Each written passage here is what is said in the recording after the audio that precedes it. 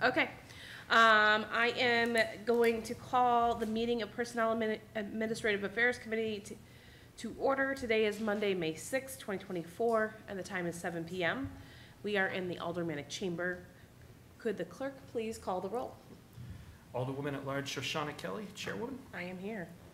Alderman at Large Ben Clemens, Vice Chair. Here. Alderman Ernest Jetty. Here. Our Alderman Thomas Lopez. I'm everyone's alderman. Here. And Alderman Tim Senate is here. You have 5 in attendance. Also in 5. attendance, we have Alderman at Large Melbourne Moran Jr. and Mayor Donches. Okay, we'll start off with public comment. If you would like to speak to the committee, please come to the podium, state your name and address. You get 3 minutes. Thank you.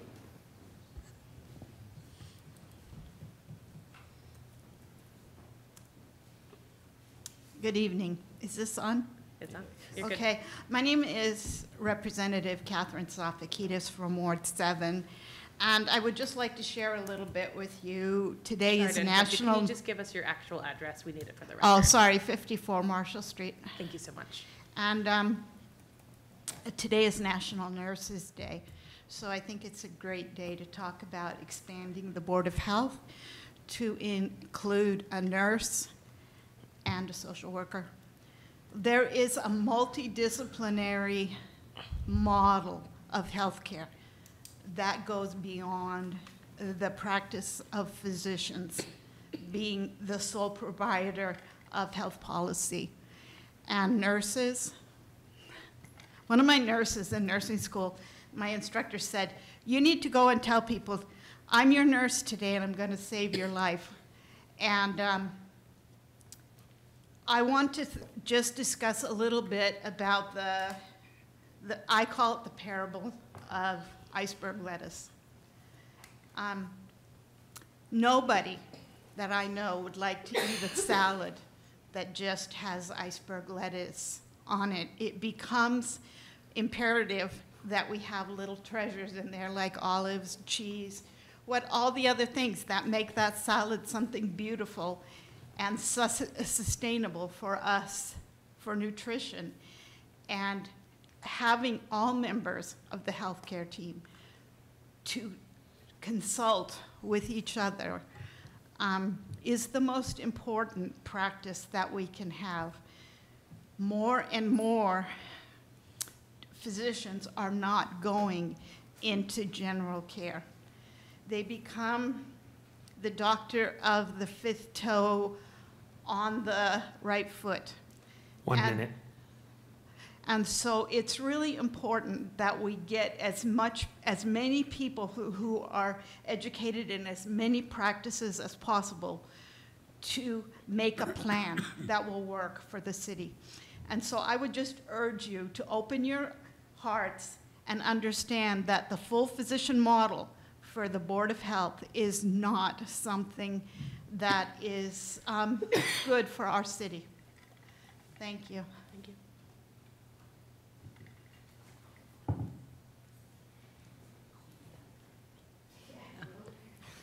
Hello, I'm Frances Nutter-Upham, a state representative who serves on Health and Human Services.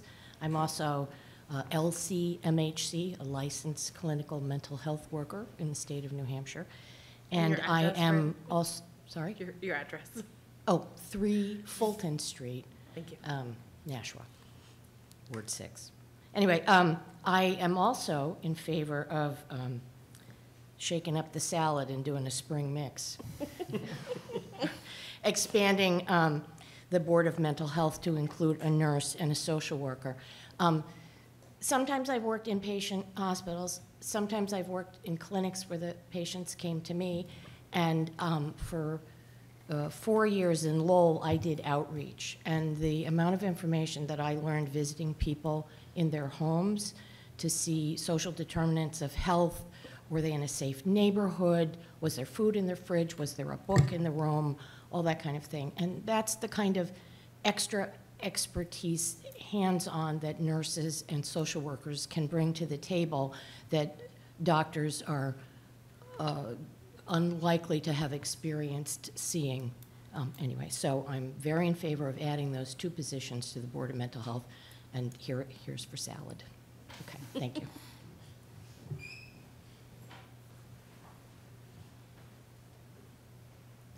Good evening. I'm Michelle Ernest. I live at 40 Concord Street in Nashua. I am a retired nurse practitioner, and I worked in public health and pediatrics for over 35 years. And I can tell you that I'm actually very surprised that there is not already nursing and social work representation on the Board of Health, because I can't see healthcare being complete without both aspects of that. Nursing has always been a bridge between families and physicians. It's always been the opportunity for nurses to be able to have those relationships with the families and understand what the day-to-day needs are, and to be able then to translate that over to the physicians, and then to translate what the physicians say back over to the families. So it's very necessary to have that. In my role as a nurse practitioner, I was even more privileged to be able to work a little bit of both sides and to see how invaluable it is to have this combination of both nursing and medical care together. It's just so necessary for families to feel that those who are representing them really understand what their needs are and can talk about what the needs are in a way that people can understand it, and then to help to devise solutions that are really relevant and that are useful for people to be able to have. So I very much support having both of these positions add to the Board of Health, and I think it can only improve the opportunities that we have for the citizens of Nashua, and I think it will bring another level of caring and understanding that we don't previously have. It's not to diss medicine at all. You know, I have great respect for physicians, and I think they do a great job, but they're not nurses, and they're not social workers. And I think you need all of them to have the best mix. Thank you.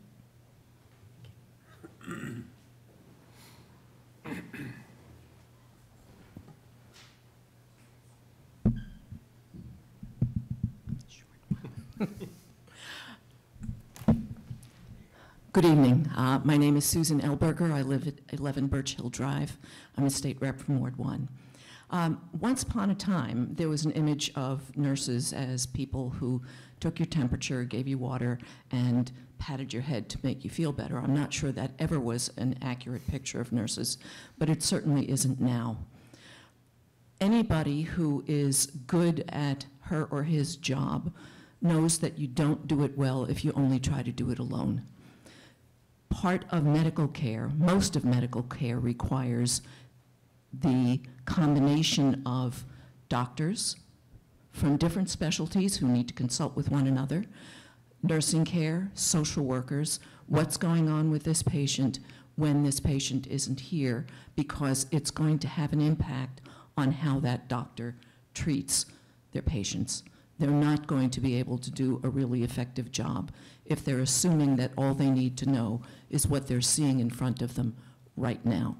So I encourage you to expand the perspective of the Board of Health to include people who can bring in critical information that doctors simply may not have. Thank you.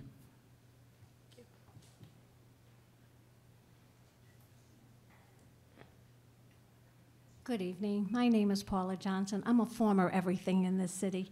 I live at 15 Westbourne Drive. I was on my way upstairs and I walked through the chambers, grabbed the Personnel Administrative Affairs agenda, and I figured I'd grant you with a visit. I'm on the other side of the aisle. I'm sorry, ladies, but there was a time I was on your side of the aisle, but I'm on the other side of the aisle. I'd like to see a comprehensive plan why we need to have a nurse and a social worker, a real comprehensive plan to add to the Board of Health. And I think we all need to see that comprehensive plan, because this city just kind of, you know, for $5 million, we vote on it fast, and for a street sign, it takes 3 hours to vote on it with the conversation. I'd like to see a total comprehensive plan, because it's going to have to be before you put it on the ballot, if this goes to the ballot. That's number one. Number two, supporting a limited 5-year bonding plan. Well, from what I understand and what we're hearing, it's that $30 million for the next 5 years each year, and that's going to be, Mr. Cummings said at the Ward 9 meeting, that could equal to 3 to 4% increase in our taxes. Well, I think we're overtaxed in this city to begin with. Our seniors are getting the brunt of this, and I keep talking about this. And I keep talking about the fact that our tax exempt for seniors is $53 or $54,000 a year for single or married. That's not fair, because the IRS doesn't even do that. They look at married and single separately, and I'm still doing my research on everything. I had a little glitch in my family this week, so I couldn't do everything that I have started planning to do. But other cities and towns separate married and singles from the tax exempt for elderly. So I think that a 3 to 4% increase to spend $30 million, I can't wait to see this plan on how we're going to be spending the taxpayers' money. Thank you. Just, Anyone else want to give? just point of order to the member of the public who just spoke. There is a plan online as part of this agenda packet. Thank you. What was that? There is a plan online as part of this agenda packet, but I can definitely send it to you as well. Oh, that would be wonderful. I greatly appreciate No that. You problem. have my email, right? I do, yes. Okay, thank you. Anyone else from the public? Enjoy your next meeting. Okay. So communications. Communication has been received from Alderman-at-Large Melbourne Moran Jr. regarding R 24033, adding a social worker and registered nurse to the Board of Health, expanding from 3 members to 5. There being no objection, I'll accept the communication and place it on file. Interviews? Go ahead and read the first one. All right. First up, we have Board of Assessors, Charles Dobbins, new appointment, 47 Dogwood Drive, Unit 20, Nashua, New Hampshire, 03062. Thank you for being here. 204 unit. Now, Madam Chair, this is not Mr. Dobbins, who's not here. This is the second nominee, Mr. Hoberger, for the Line Falls Advisory. Dobbins was on Zoom. Oh, just Charlie a is on, I forgot, he's going to be, Come on, Jim. he's going to be. We can't see you unless you talk, He's so. going to be on Zoom, okay. Okay, so let's do Charlie first. All right, so Mr. Dobbins, Charles Dobbins, is a native of Nashua. He's actually served on the Board of Assessors before, some years ago, when he was a little younger. He grew up here. He lives on Dogwood Drive. He's been professionally very involved in real estate, owning real estate, developing real estate, and therefore has the background and expertise to be a very valuable member of the Board of Assessors. Just a little bit more background. His father was Lenny Dobbins, who had an insurance business in the city and who was very active civically in a number of capacities. And I've known Charlie Dobbins for many, many years, since he served on the Board of Assessors, maybe 30 years ago, I forget. Anyway, we need someone on the Board of Assessors. Charlie has agreed to serve, and which I appreciate very much. So I will turn it over to Mr. Dobbins and just ask him to say a little bit about himself and of his interest in being on the Board of Assessors. Thank you. Thanks, Jim. Hold on, I'm getting a feedback here, so let me just mute one of my. Now we can't hear you. No, okay, now I will. All right, thanks, Jim. Appreciate it. I am an attorney. My background is in multifamily transactional law. I have a practice where I teach people how to acquire apartment complexes. Currently, I own and operate about 5 hotels throughout the country, and we're looking to grow that in order to provide affordable housing for people in different markets throughout the country. So back when I was and Jim, I don't know, I hope I don't give away any secrets here, but when I was originally on the Board of Assessors, I hadn't even gone to law school, and Jim had asked me to be on the board because I was a condo owner at the time. Since that time, I've raised 4 kids. I've built up a law practice, and now I focus strictly on real estate. And based upon the conversations I've had with Tim Cummings and the need that exists on the board regarding people who are more experts in the commercial real estate space, I think would make a good fit in this position. Now, so probably more than I did back 40 years ago, Jim, I think might have, is what it might have been. So that's my background, and I'm here to help. Jim asked me to, Jim asked me twice to step up to do this, and the second time I said, okay, I will step up and help out the city and do what I need to do for you. All right, thank you. Are there questions from the committee? Alderman Jettie. Thank you. So Mr. Dobbins, you had me at an economics major at Boston College, and the fact that you're an attorney, that in my book, that's qualifications that make you qualified beyond doubt for this position. I thought you were going to tell me you weren't going to vote for me, Jim. That's what Ernie. That's what I thought you were going to say. I mean, I went to BU, so. Well, I haven't said how I'm going to vote, so. That's true. You haven't won my vote yet, so. All right.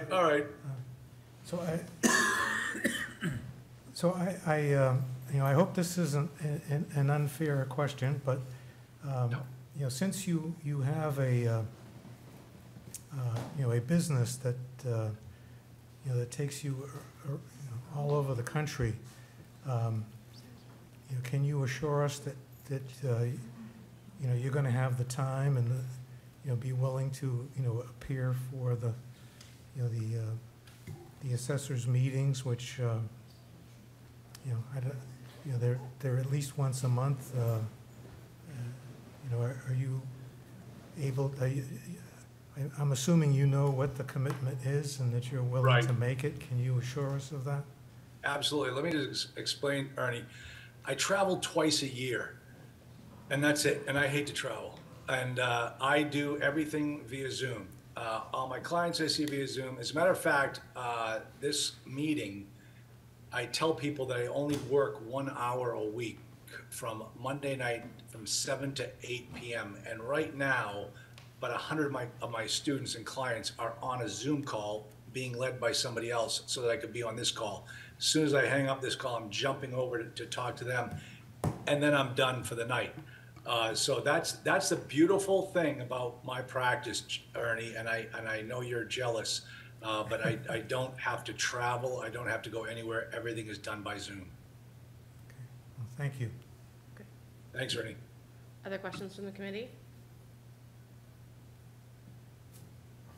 Alderman Clemmons. Yeah, I don't have any questions, but I just want to thank you for stepping forward and putting your name in and volunteering. It's always nice to see when somebody can step up, especially on this particular board. So thank you. Okay. Any additional? Great. Who do we have next? Next up for the Mine Falls Park Advisory Committee, we have Lon Holberger. Yes. New appointment at 5 Wellesley Road, Nashua, New Hampshire, 03062. With the term to expire April 9th. 2027. Thank you. I am nominating Mr. Hoberger for the Mine Falls Park Advisory Committee. He is a perfect nominee, I gotta say, for many reasons. First, he lives close to the park and spends a lot of time there. But we met a couple of years ago, and he expressed interest in the park. And since that time has attended many of their meetings, has participated in the trail cleanup days. Again, his residence at Wellesley is very close to the entrance of the park. And since, and he's now told me a new story about himself, which is that he lived in Nashua some 20 years ago, and then after a few years moved his family to the town of Hudson across the river.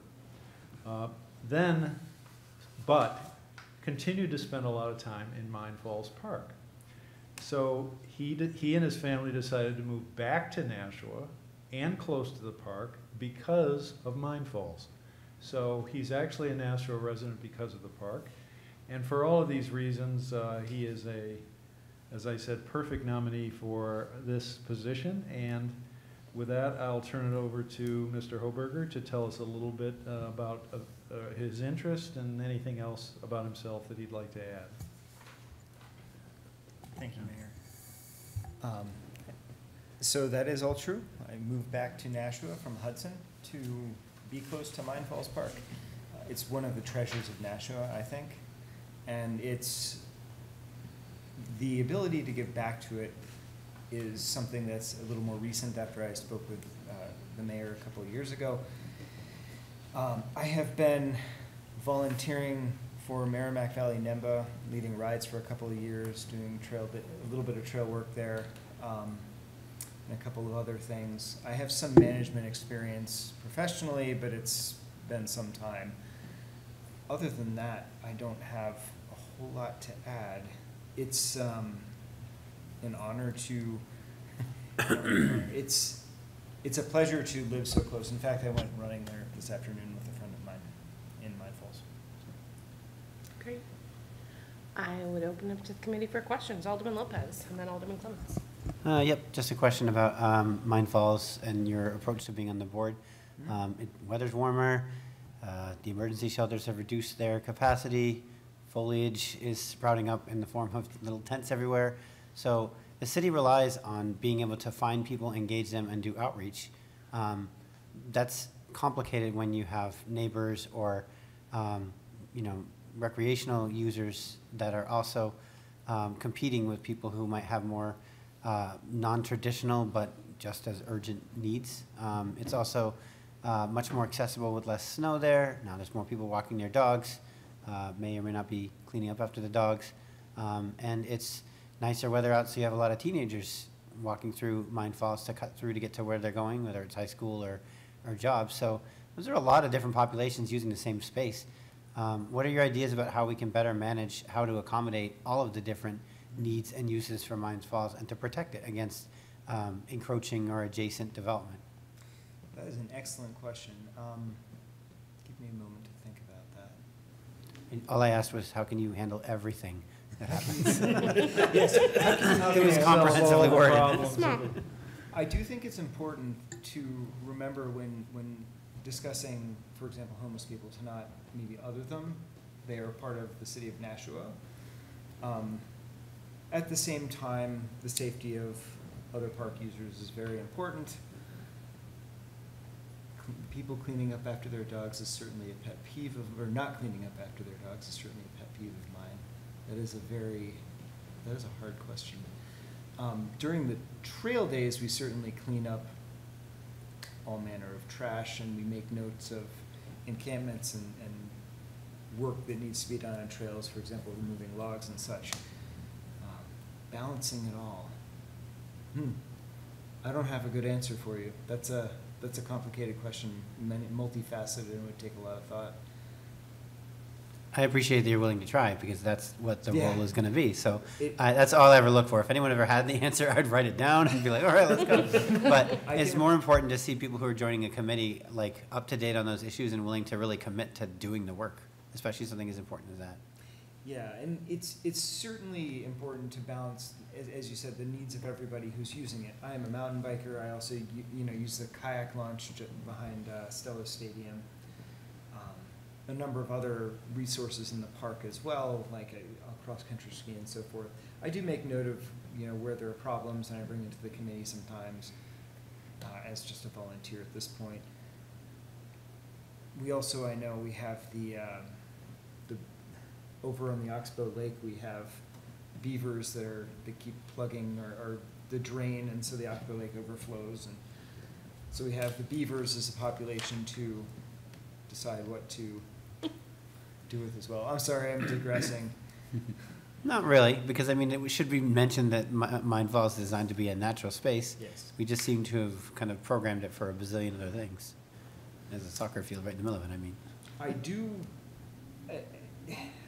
at the meetings, I do appreciate that Mine Falls itself is designed as a primitive park, so a lot of improvements within the park are not something that I would really enjoy a whole lot, like tons and tons of like exercise equipment in the middle of the park or something like that wouldn't be what I would. One of the reasons I like Mine Falls is the fact that it is so primitive and rocks and trees and such, as opposed to lots of lights. What's that? Just lots of lights everywhere. Lots of lights everywhere, lots of structures.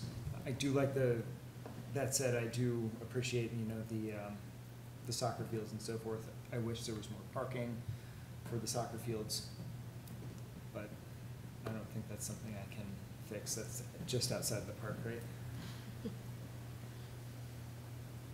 All set, Alderman Lopez? Yep, thank you for the answer. Great. Sure. Alderman Clemmons, then Alderman Jettie. Thank you, Madam Chair. So, Tom gave you the tough question. I'll give you the easy one, since he already asked the tough ones, and I do appreciate your answers, because I like that you have an open mind. But having grown up in Nashua my whole life, and I living near the park, I love the I always call it Mines Falls, even though it's wrong. What's your favorite part of the park? Oh, that's a good one. In the center, between the canal and the river, up on the mill side, as you follow it around before you get to the high school bridge, there's some swoopy trails that were built, I think, by NEMBA. I could be mistaken, and they're kind of rolly and they're very fun. I think that's probably my favorite section. Second would be the kayak launch. It's kind of nice to be able to get on the river and head north. Or southwest, sorry, not north. I would agree. The only thing I would caution you is that when you're out in the kayak, if you see the swan, stay away from it. It will chase you. Thank you very much. He's been trying to reach you about your car insurance. They look pretty, but they're dangerous. Alderman Jettie. Thank you. So I welcome your volunteering. It's good to have Ward 5 people involved, and I'm very fond of Mine Falls Park myself. I grew up adjacent to the park, but on the other side of the highway from where you were. And when I was a kid, we used to ride our bikes through, there were a lot of roads that were built by the people that were doing the mining of Mine Falls. We used to enjoy that very much, and I know that you're a mountain biker. There is a kind of a competition between the mountain bike people and the more conservative type people. The mountain bike trails are a lot of fun, but they there is an argument that they contribute to the erosion of the park, and I'm just interested in what your ideas are about that, and making sure that while continuing to allow the mountain biking, that that it doesn't get out of hand to worsen the erosion problem. It's an excellent point. My understanding is a bit contradictory to yours. According to NEMBA's research, a mountain bike ridden moderately is about the same as walking, which we may disagree, and that's okay. But at the same time, I think the other thing to remember is that all of Mine Falls trails are mixed use. So when I ride a mountain bike there, the goal is not to create a mountain bike only trail. That's not what I want. It's a park. It's designed for lots of users, lots of uses. So when building trails, we try, even the mountain bike trails that are built there, we try to at least have some sort of an eye for sustainability. So for example, when we rebuilt, I never remember the trail names, we just rebuilt the section on the other side of the mill pond. So are you familiar with the layout of Mine Falls? Yes. Yeah, of course. You just said you spent a lot of time there. So as you're following from on the far side, along heading, I gotta think my directions. If you're facing the high school and you're on the high school side of the bridge and you turn right, there's a small single track, and we just rebuilt it because it was badly eroded. So when we do try to balance it And I do agree that certainly mountain bikes ridden irresponsibly contribute to more erosion than hiking, for sure. But I do think that part of the job that at least I do when I volunteer for Trail Day is to hopefully correct that and build it back up for all users. Did I answer your question? Yes, you did. Thank you. Okay. Anyone else? I'm just gonna make a comment that thank you for willingness to serve. I didn't get to Nashua because of the park, but I was very grateful to have the park when we got here, and my husband has, he went mountain biking once on I think the trail you're talking about, and he ended up in the canal, so we don't mountain bike anymore, but we do a lot of walking, fishing, bird watching, all that, so I think you will make a great addition to the committee, so thank you for stepping forward. Thank you, Madam Chair. So now I will invite Ms. Dawn Enright up. Are our next two not here Not tonight? here. The next Okay. two are not here, correct. Oh,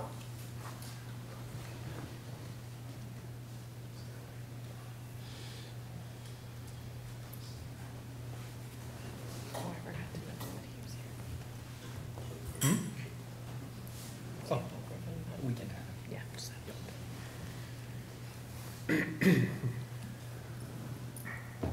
Right, so next up we have. So we are now on Don Enright, who I'm nominating as treasurer tax collector of the city, a very important position, of course. The Ms. Enright, as I mentioned at the Board of Aldermen meeting, there could not be a more qualified person for this job. She worked for the city of Nashua for about 20 years in finance in various positions. Then she went to Derry and became the treasurer tax collector there. And then a few years back, 5 or 6 years ago, became the treasurer tax collector for the city of Concord. Therefore has all of the expertise that a treasurer tax collector needs. As I'm sure you all know, the treasurer tax collector manages the cash investments of the city. These are CDs in various financial institutions, but tries to maximize the amount of interest, which is now going up, that can be realized in terms of revenue. Also, the treasurer tax collector is very involved in the bonding process, working with the financial advisors for the city as well as bond counsel to make sure that everything is done properly. She has a lot of experience doing that. There are trust funds and capital reserve funds that the city has. The treasurer manages those. And of course, as the tax collector, is responsible for managing the tax billing on a biannual basis. There's also some other reporting requirements that are done with the state of New Hampshire. Also responsible for vehicle registration, at least oversees that process, which brings in, 13, 14, 15, $16 million a year, depending on the year. And Ms. Enright has also achieved maximum state registration and state certification for her position. So for all those reasons, she's really an excellent nominee. Now, we posted the position internally and externally. John Griffin, who's here, and I'll ask him to give you his thoughts about this, interviewed Ms. Enright along with a group of other senior city employees. They recommended her very strongly. And of course, I met her and could see how good a job I thought she would do. So for all those reasons, I think we're very fortunate that Ms. Enright wishes to return to the city of Nashua as an employee, and this time in the position of treasurer tax collector, and help us in the way that our previous treasurer tax collectors, of course Mr. Griffin, but David Fredette and the others before him have been able to do. But with that, I will go to John Griffin, the CFO treasurer tax collector, who is retiring. in a couple of months. But we'll be retained, we'll have him part-time for a while to help with the transition. And one thing I did want to mention, just, Madam Chair, is that assuming that Ms. Enright is confirmed on the 14th, she would start her job on May 29th. May 29th. So I guess, nominating her effective that date. John will continue to be around for a time after that, so they'll be able to work together. And with that, I will give it over to Mr. Griffin. If we could just, point of order, we didn't read her into the record, so we'll do that first, and then we'll go to you. Okay. Just wanna do it right. All right, so next up, we have Treasurer Tax Collector, Dawn Enright of 16 Chase Road, Londonderry, New Hampshire, 03053, for an indefinite term. Mr. So I will ask Mr. Griffin to give his thoughts and perspective on Ms. Enright's nomination. Thank you, Mr. Mayor and members of the committee. John Griffin, CFO, Treasurer, Tax Collector. It's a good day today for me to be nominating Ms. Enright. By way of background, I met her in 2010 when I began my stint here at the city. We kept in touch over the years because we have a small community in New Hampshire. There is very few treasurer tax collectors in New Hampshire. Typically in towns, it's city clerk, tax collector, and mostly a part-time treasurer. So I won't take anything away from Dawn's explanation, but I really appreciated working with her as we were migrating from the admin system to Lawson. I appreciate her background with a degree in accounting, which is very important in the lines of responsibility that she'll have. She's actually helping the city of Concord, as we speak, migrate from one of their systems to Munis, which is what we have for our property tax billing. And she was a very strong candidate. Admin Services Director, Mr. Cummings, Comptroller Rose Evans, Deputy Treasurer, Deputy Tax Collector Patty Barry, Chief of Staff Megan Karen. We all interviewed her, and basically an interesting interview because I crafted the questions, and the first 5 were more style of management and other things, and the next 5 were a little bit more challenging in the sense that it is difficult to be a treasurer tax collector as opposed to a tax collector or treasurer. And I've had the pleasure of serving since 2021 in this role, and I'm really confident that Ms. Enright will be able to do a great job with her knowledge and skill and passion to do what's right for the city of Nashua. So with that, I'd like to turn it over to Ms. Enright for a few words. Thank you. Thank you, John. Thank you, Mayor. So I would like to thank everybody for having me here this evening to be able to give an insight as to who I am and why I want to come back to the city of Nashua. When I graduated from college with an accounting degree, I went to work for a bank. I worked at the bank for 1 year and said, this is not for me. I came here to the city of Nashua, and this is where I started as an accountant, a staff accountant, under Charles Keeler and Mr. Martell. Enjoyed working with them greatly. The opportunities that I was given here really helped me grow. With that, I grew a passion with the conversion that I worked on here. Gave me a passion for teaching. Teaching is what I love to do. I like to teach everybody. I like to teach citizens about the laws. I'm passionate about the laws. I follow legislation. I'm on legislative committees. I speak at the legislative building against and for legislation. I've really enjoyed it greatly. So when I was working as an accountant, I was behind the computer.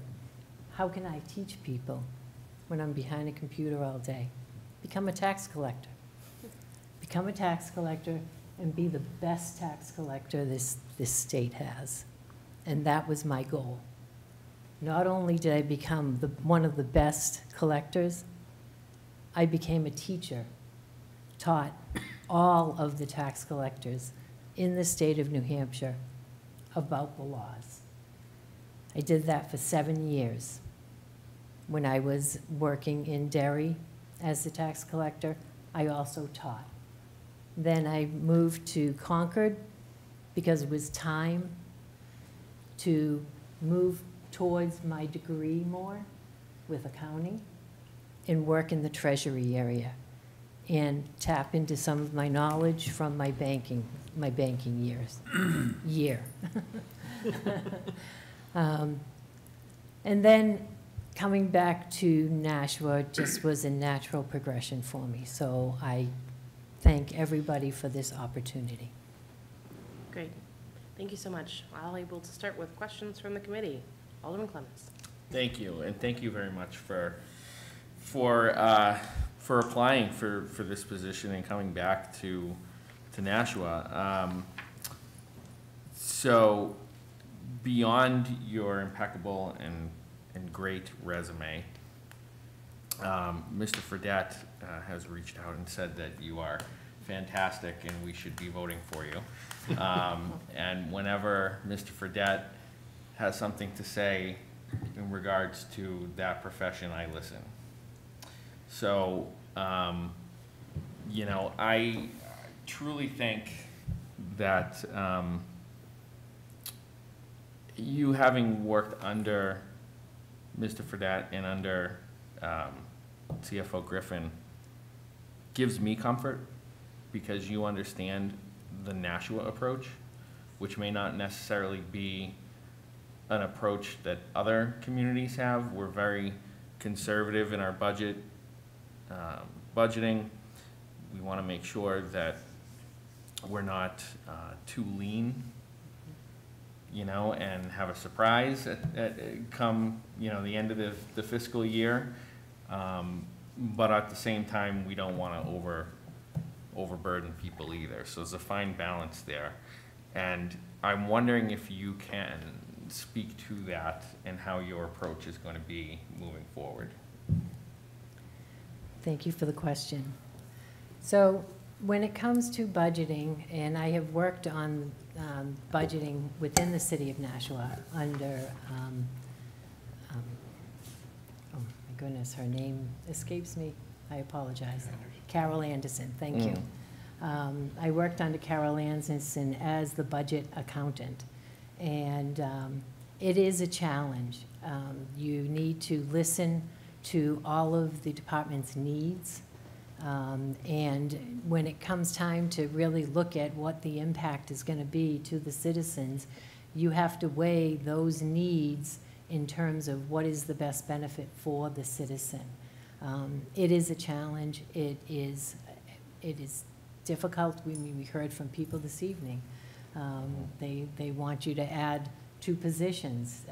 That's just one of the many challenges that you have to face, but you have to be willing to open your ears and listen to what the end goal is trying to accomplish, so that we can be sure that the citizens are getting what they need, but yet not being overburdened. Thank you. All set. Appreciate that, and I will be supporting your nomination. Thank you. Alderman Jettie. Thank you. So when I looked at your resume, I figured out that you worked here when Dave Fredette was the treasurer tax collector. So I reached out to him, and I found out that it wasn't that you worked under him. He told me that he was an alderman when you were working for the city, and I think you probably taught him how to be the treasurer when he became tax collector treasurer. So he, you know, as Alderman Clemens said, he spoke very highly of you, and you should be proud of that. Oh, thank you very much. Alderman Senate. Thank you, Madam Chair. And again, thank you for putting yourself forward for this position. It's always a little disconcerting, especially as a brand new alderman, to lose somebody as institutionalized as CFO Griffin. But coming from the accounting field myself, I know that institutionalized knowledge is a real great asset in this particular field. So to look at your resume and see the wealth of time that you've spent here in Nashua is a real comfort. And what also leads me to support your nomination is that the fact that you led off with the emphasis on teaching and the sharing of information. I'm sure you've been well primed that we have a citizenry in Nashua that is very much after information, and it will certainly help to have somebody in that role that is that's able to share that, to convey that well. And I'm looking forward to sharing my own questions with you, because although I am in the field, I do not have near the qualifications that you do. So I will certainly be supporting your nomination. Thank you very much, and I very much look forward to teaching the citizens. I love the laws. Any I'm other aldermen? strange. Questions or comments? You're surrounded by lawyers, they like it too. All said. Alderman Clevens. Yeah, just one thing that I should have mentioned, and that's that we are going to very much miss you, Mr. Griffin, when you retire. And so, but hopefully you'll come around and say hi now and then, and don't be a stranger. You're always welcome here. Thank you very much.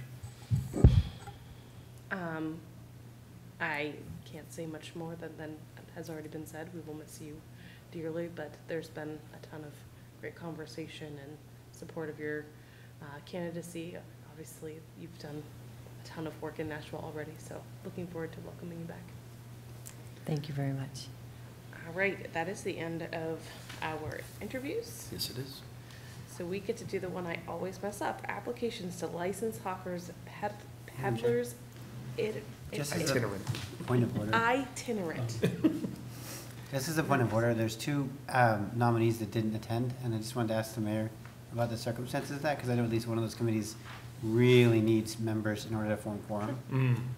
So I don't know if we could entertain a brief discussion about that. You want the mayor to respond to your question as to why they didn't show up? Yeah, is it possible there was a miscommunication? Because I know particularly the Animal Dog Park Advisory Committee, having been the liaison for that last year, is in dire need of quorum in order to meet regularly. And I see that they have a nominee. Is that somebody that we could try to, like, maybe recommend to the full board and have them go forward? Or should we stick to our, I mean, is there another explanation than they didn't come? Because on the other hand, if we're desperately trying to fill a position for a committee that can't meet quorum, not having the person show up isn't a great look. Well, I'm not sure why they didn't show up. I mean, the communications with the nominees is usually handled by the legislative office. Yeah. So I'm not sure why they aren't here. I mean, as you suggested, the Animal and Dog Park Advisory Committee, the nominee is Alyssa O'Mara. She works for the chamber, probably you know her. She's been around quite a bit. She works for Purple Finch Realty as well. I mean, it's up to you as to whether you want to recommend them without an interview. I mean, I'm satisfied that these people are very qualified for these jobs, but you may want to see them personally, and that's up to you. I guess I would have to put that on the rest of the committee, because as the mayor knows, I am familiar with both Alyssa and the other nominee. Eleanor Luna was one that I pointed towards the mayor's office after explaining what the Arts Commission did. And Eleanor had messaged me earlier this week and said, hey, I'm going to see you on Tuesday. I didn't realize what she meant, but now I'm realizing I think she thought we were supposed to be meeting Tuesday to interview them.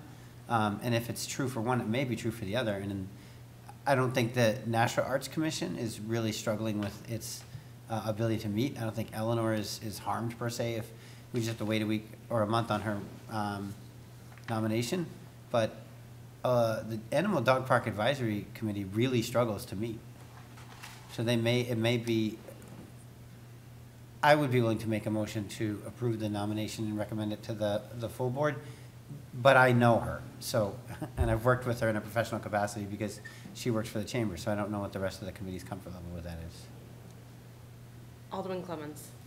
I have no issue with moving it forward without an interview. I take the word of the mayor and Alderman Lopez that the interviewee is qualified, and we've done it before in the past for other folks who could not make it for one reason or another. The only thing I would ask through you to Alderman Lopez is that if we find out that there is more to it, maybe we should table it at the full board or Yep, refer that it makes back. sense.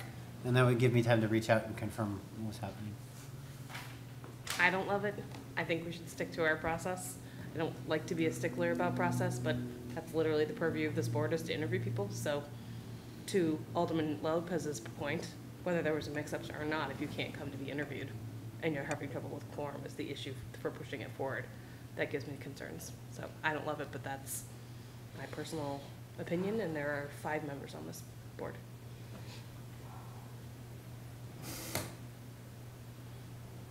You've got me lost in thought. I just think it's a slippery slope. Well, I know this person, we'll just put him on the committee. And I would like to state for the record that I would not nominate somebody because I knew them and asked for special favors. It's because I know the committee can't meet regularly and hasn't been meeting. It's on the list that the chair requested from our liaison about which committees had difficulties meeting. It was the one that had all of the issues with attendance, and that's because most of their committee members don't attend the meeting, so they can't get quorum. If they have somebody who's willing to, then they may not be able to meet this month if we don't approve it. Alderman Senate. Through you to Alderman Lopez. Would adding this member by our next meeting ensure that the dog park committee would be able to make quorum? I believe it would, and that's the only reason I brought it up. I'm of 2 minds of it. I share the perspectives of both sides of this argument, so I'm stuck here. Alderman Jettie, do you want to weigh in? So has a motion been made? No. I No. didn't make the Just- motion just because we do the discussion. confirmation Discussion. later. He said he'd be prepared to make a motion, but it has not been made. Okay. Do you want to weigh in on the potential? Yeah, personally, I'm not in favor of voting for somebody who doesn't show up for the interview. I don't know these people, and I don't want to say, I have no reason to doubt what the mayor said or what Alderman Lopez says, but, I just have a problem if someone doesn't come to before the committee to answer questions. I don't know. It's just, I just don't think I'm doing my job if I vote for them without having met them or talked to them. And I question their commitment. And that may be completely wrong. It may just been a miscommunication, but whatever. I would rather wait till they have a chance to come before the committee before voting for them. Thank you, Alderman Jettie. Alderman Lopez, how would you like to proceed? To Alderman Jettie's point, the easiest answer for me would have been when I asked the mayor, was there something wrong? He was like, oh yes, there was a missed typo and we had to tell everybody last week. Then I would have been like, well, there's our explanation. But since there isn't any clear explanation, I won't move forward with the motion. I just wanted to find out if there was something going on, only because the other member was of the impression that her time to come would be tomorrow, so. And I will follow up with Donna and just make sure. I usually get a list of, or I get a answer from her as the chair. So-and-so can't make it this week, so they'll be on the next one. So I usually get some sort of note and communication through them. So I'll just double check with her to make sure that people are getting the right date and time. Okay. Do I have to say this again? No. There are none. Great, thank you. Appointments by the mayor. I'd like to make a motion to recommend the new appointment of Charles Dobbins to the Board of Assessors, to recommend the new appointment of Lon Hallberger with a term to expire April 9, 2027 to the Mine Falls Park Advisory Committee, to recommend the reappointment to the Nashua Arts Committee, Lindsay Rinaldi, with a term to expire April 1st, 2027. To recommend the reappointment of Eric Drort with a term to expire September 30th, 2025, to the Nashua Riverfront TIF Committee, and to recommend the confirmation of Don Enright as the treasurer tax collector for the city of Nashua. You've heard the motion. Is there a discussion on that motion? All those in favor? Aye. Any opposed? That motion carries. Thank you so much for coming in. Thank you. Look forward to working with you. Unfinished business. There is none. New business resolutions. There are none. New business ordinances. There is none. Tabled in committee. I would like to make a motion to remove from the table Resolution R-24-033, proposing an amendment to the city charter relative to adding 2 additional members to the Board of Health. I don't think that was on the Motion. table. Huh? I don't think that was on the table, was it?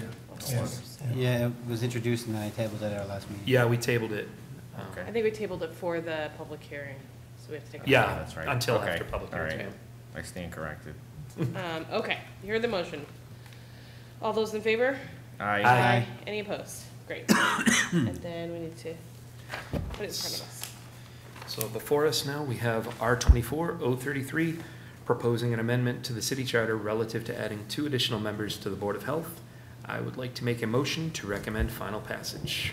All right, motion in front of us is recommend final passage. I'm gonna open it up for discussion, and I know that the original sponsor, Alderman Moran, would like to speak briefly on his communication and the piece of legislation. Thank you, Madam Chairwoman. So in your packets, there is a PowerPoint that I put together that solicited, and I solicited research evidence-based articles regarding what a health board should be made up of, and various health boards, from population health boards, hospital boards, community boards, and public health boards. And the dynamic since the last 30-plus years has been, there's varying words, interdisciplinary, multidisciplinary. It's supposed to be a collaborative approach, and that's what we're seeing in the Department of Health in regards to a multidisciplinary model, not so much at the top, because it's mostly just medical on their management team, but their frontline workers are a combination of social service professionals and other treatment providers. But essentially where this came from was I was the alternate to the Board of Health last term, and I started hearing their conversations, and one of the conversations was, you know, they're making decisions or advising on decisions about kicking people out of their homes because of health concerns and various other things. And I started digging into more what the Board of Health does, and a lot of it's advising. But when you go back through the minutes and you watch the videos, the same current Board of Health members repeatedly say, we don't want more responsibility, don't want anything else to do. And these are right in the minutes. They don't want to go beyond what they've already been doing for the last 20-plus years. And many of these folks, including the chairman's been on there for 25 years. And things are coming up, things are changing in that dynamic of what is healthcare over that period of time. And what we know now is housing is healthcare. We know we have an opiate epidemic. We know we have a mental health issue in the city, and we have a homelessness crisis. The Department of Health is working very hard to address those concerns, but the makeup of the Board of Health doesn't have the expertise to advise or even push back on policies that the Department of Health might want to initiate. And that's where I came up with adding these 2 professionals to the board. And at public comment, you might have heard, you know, we have all these folks to consult with, why does it start here? We're going to end up putting, chiropractors on the board. What I say to that, in 20 years, if there's a scoliosis problem and that board thinks that they need to add a chiropractor on, that they have that, let's defer that down the road. But right now we have an issue in the city with social determinants of health. Our city workers who are on the front line don't have leadership representative of what the work that they do at the Board of Health. There's one social worker, there's mental health professionals, there's community health workers, and the nurses. The management team of Department of Health has nurses and doctors. One of the arguments you heard was we have social workers to consult with. If we needed that expertise, the chairman said, I can consult with a social worker who's a frontline worker. Well, that same logic says, well, we have a medical director too that works with the Department of Health, who's the chief medical officer. So that means we don't need any doctors then on the Board of Health. The logic just isn't adding up for me. And I think all the professionals, when you look around and see that it's multidisciplinary, interdisciplinary healthcare, and every other mechanism of our society, the decision makers need to be representative of that. And they need to have a place at the table to exert the policy and have a vote that's equal and equitable. And throughout the entire website of the Department of Health, you'll see equal, equitable healthcare solutions, but it's not representative at the Board of Health. You have one profession. I know the chairman said he's not a physician, but if you go into federal law, dentists are listed as a physician. It's another very odd argument to why we shouldn't do this. It was very hard to follow some of the comments I heard at the public comment because they weren't really evidence-based or science-based, and that's what I would expect from the chairman of the Board of Health, but that's not what we got. And I'm just, kind of at a loss of, this is a pretty neat idea, I think. And you heard, well, this is a solution to a problem that doesn't exist. Well, Alderman Lopez tried to do this in 2020, I believe. My timing was bad. Somebody else was trying to put a referendum on the ballot. Yeah. It was that meeting too. Don't go down that rabbit hole. But Alderman Lopez was also told at that time, we don't need it, this is why we don't need it, etc. Well, since Alderman Lopez had put it on and then was taking it off because of pushback from the Board of Health, this is what's happened since then. The welfare department is exceeding their budget by 105%. Since 2020, 176% of increase in EMS overdose calls in the city of Nashua. The warming station was expected to serve 10 to 12 people. It ended up having an increase of a capacity to 37 people. That's a 102% increase than what they expected. The point in time count, had a 52% increase of homelessness. New Hampshire had the second highest suicide rates in New England, with the second leading cause of death being residents aged 15 to 35.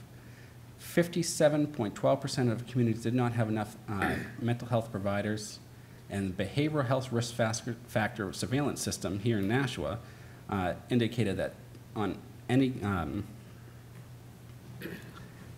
out of a 30-day month, 3.6 of those months, Nashua residents declared that they are unhealthy mental health days, compared to 3.2 days for the entire state of New Hampshire.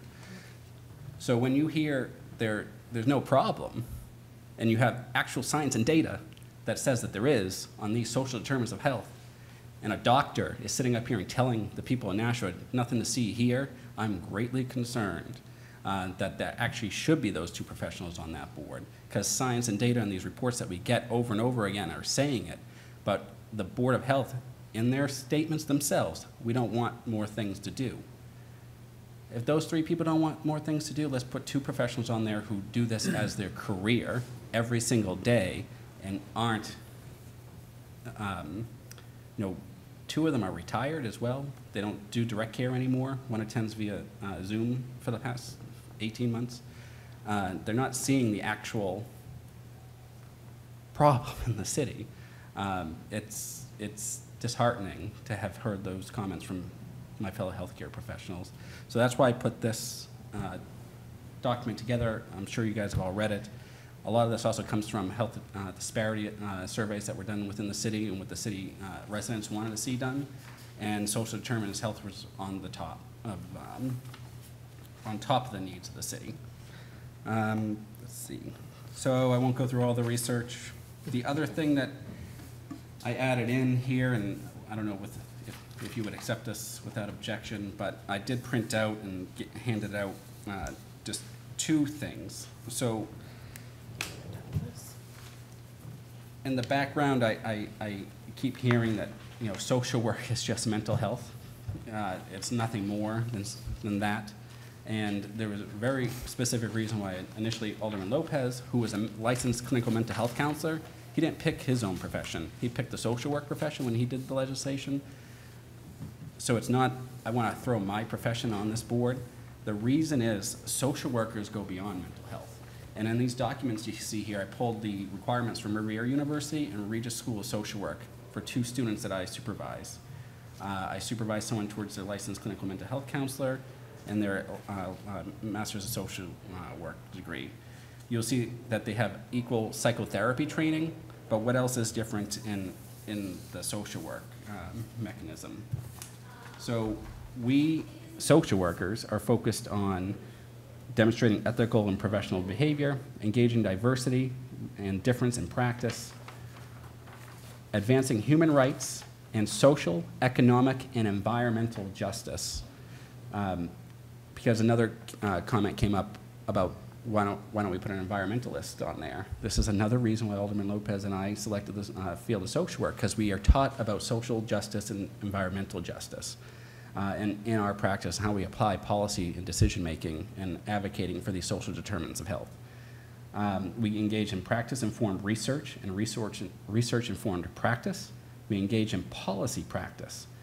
Difference between my mental health student and my social work student: my social work student goes to city meetings, they go to the COC, they go to the state legislator, so they can see how policy impacts what we do in the office. Mental health students do not do that. And it keeps going further. You know, we assess individuals, families, groups, organizations, and communities. We intervene with individuals, families, groups, organizations, and communities. We evaluate practice in individual, families, group, organization, and communities.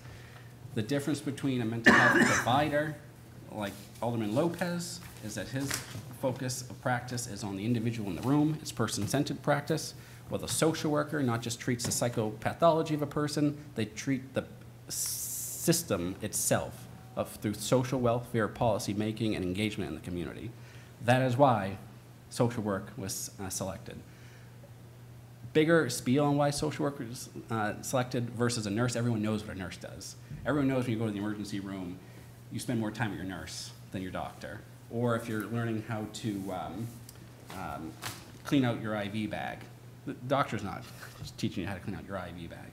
Or if you need a SNF, a skilled nursing facility, the nurses are getting the authorizations for insurances and doing the routine evals to make sure that they qualify.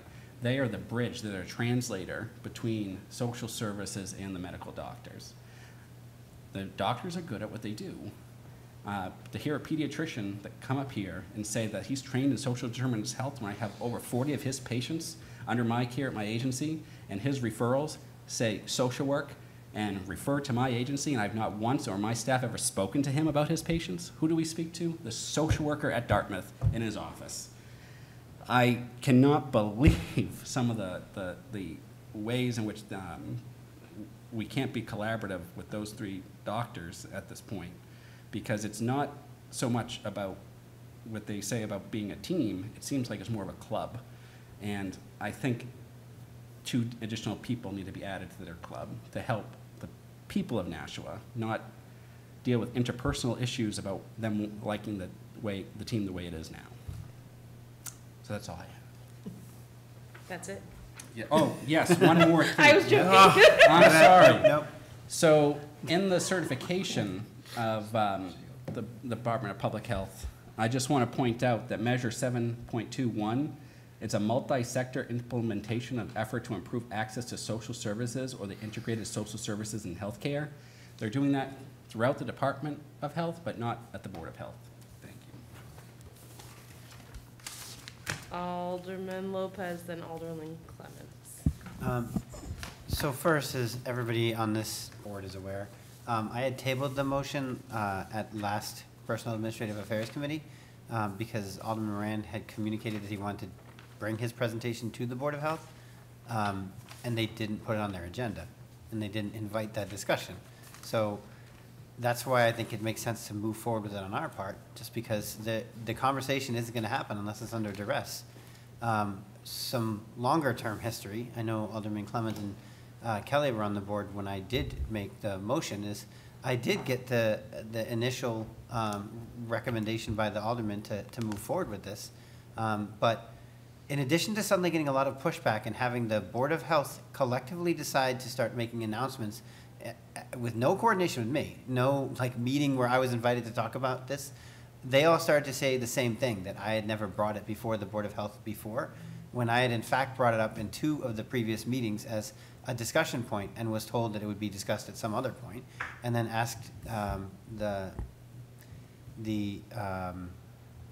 director, who was basically making sure the agendas were communicated to the other board members, to put it, to see if it could be put on a committee member. So before I submitted the initial attempt at a referendum item, the initial attempt to try to adjust the membership of the board, I had made multiple attempts to talk to them about the number of members they had, because quorum appeared to be a major issue for 2 reasons. Firstly, sometimes they couldn't make quorum, and quorum is 2 people on a board of 3.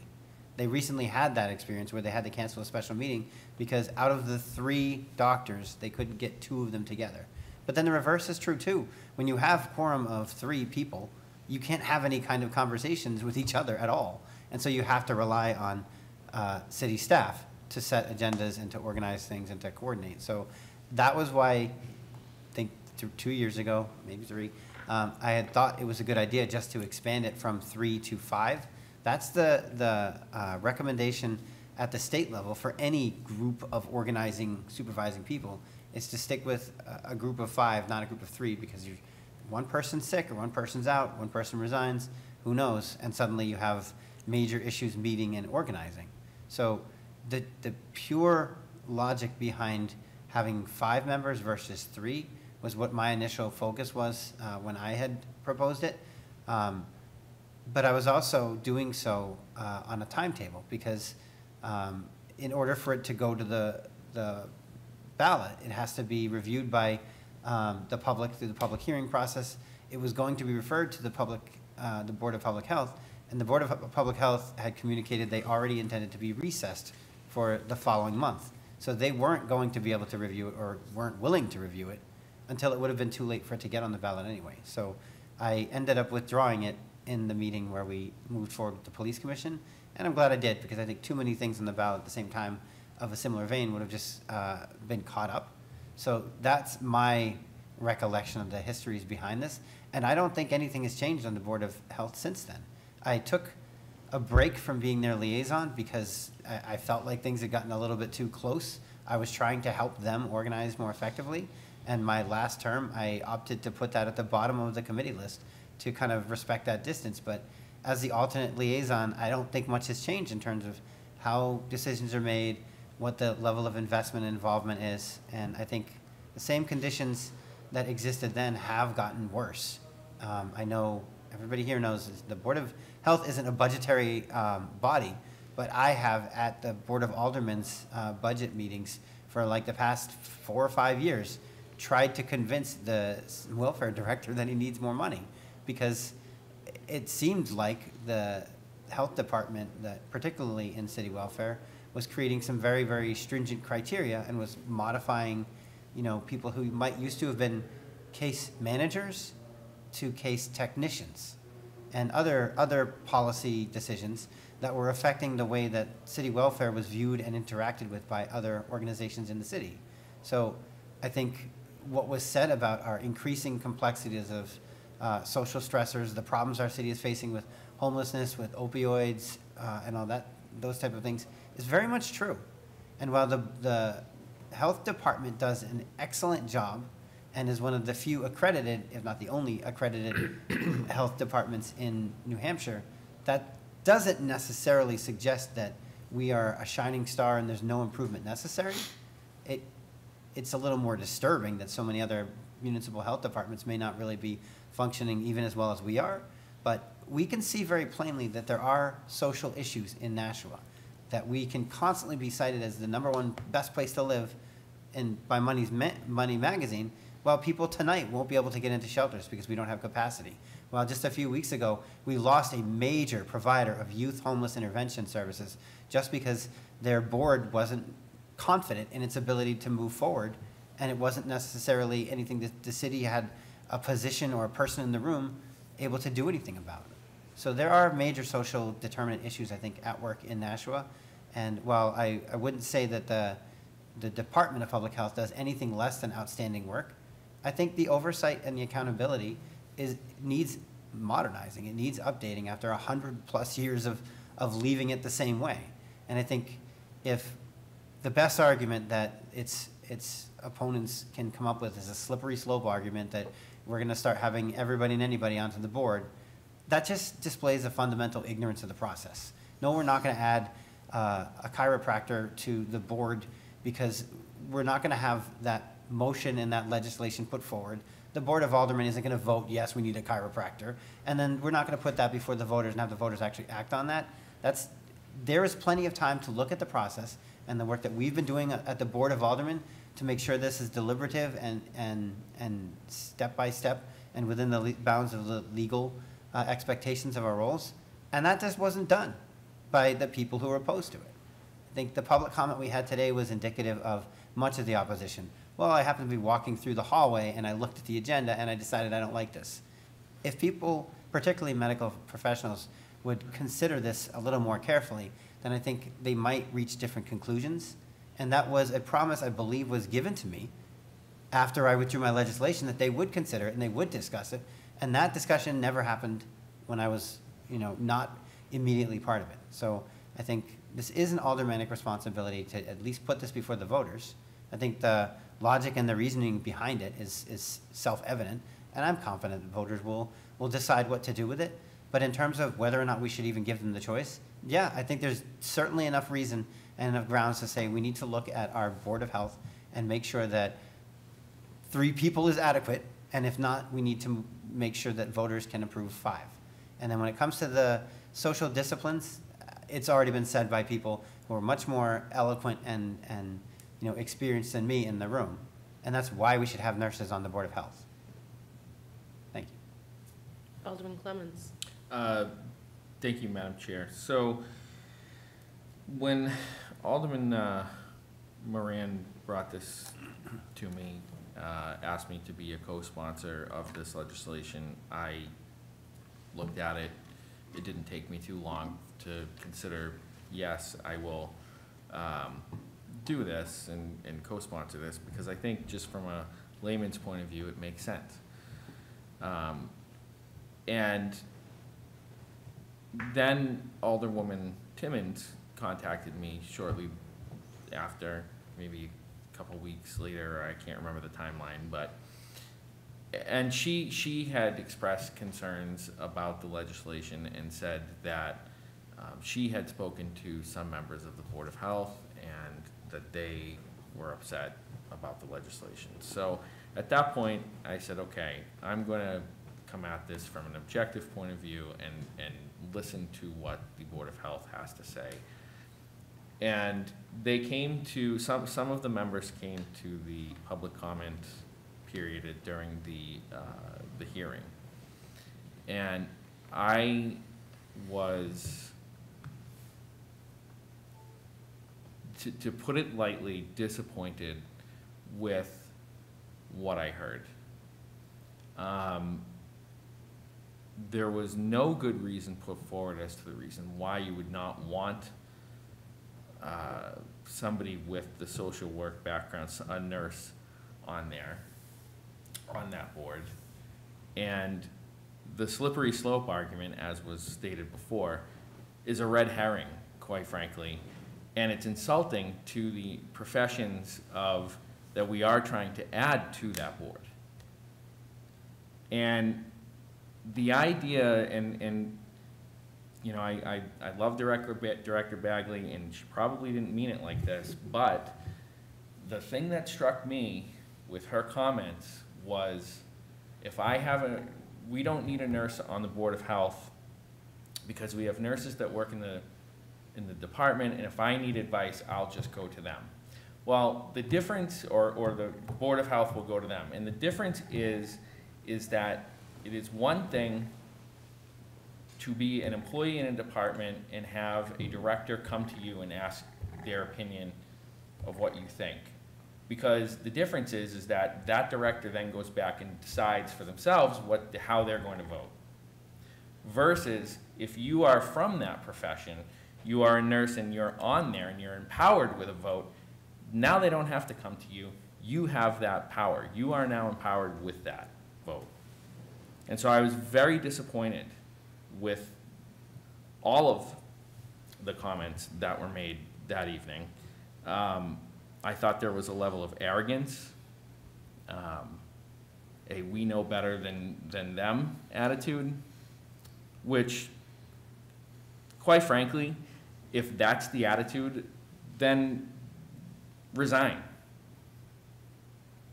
Because I'm sure that there are enough doctors, nurses, mental health professionals in this city who do want to do the job and who could contribute to it. For all of those reasons, I am going to vigorously support this. I hope it passes the Board of Aldermen, and I will champion it at the ballot, because I think it's something that is long overdue and needed. And quite frankly, the conversation from the board itself is what pushed me over the edge towards it. Alderman Senate and then Alderman Jenny. Thank you, Madam Chair. Alderman Clemens mentioned the word disappointment a multitude of times just now, and I share that sentiment. I wasn't present for the public hearing. I did take the time to listen to it, as a couple of my colleagues suggested I do. I listened a couple times, actually, just to make sure I got the full breadth of everything that was said during that period. But at the same time, that wasn't our opportunity to discuss the matter. That was our opportunity to solicit public input on it. And I came here prepared and looking forward to having a really multifaceted, robust discussion about this matter. And I know my eyes are aging me, but that opportunity isn't before me tonight, because we really only have one side of that discussion here. And I had a lot of clarifying questions directly relative to the comments that were made and to the input that we did receive at that public hearing. And where we hear so often that the committee is where we do the work. And this is where I was expecting to do that work. I really dread to think that this is going to be this long drawn out matter at the full board, because this is where it should happen. And so I'm disappointed that that opportunity didn't come up tonight. And I'm disappointed that the seemingly prevailing argument against this is, well, we all work very well together, and this is the way that we have done things. I've always been professionally advised that, well, it's the way we've always done things are some of the most dangerous words that you can utter in a collaborative environment, because that suggests that there's no room for improvement. And I've often been told in my professional development that I shouldn't expect perfect scores in my annual reviews, because that would suggest that I've mastered everything. And at 38, I certainly haven't. And, you know, those were some of my questions is, you know, if we work so well together, where is the insinuation coming from that we would not be able to work well together with two new members?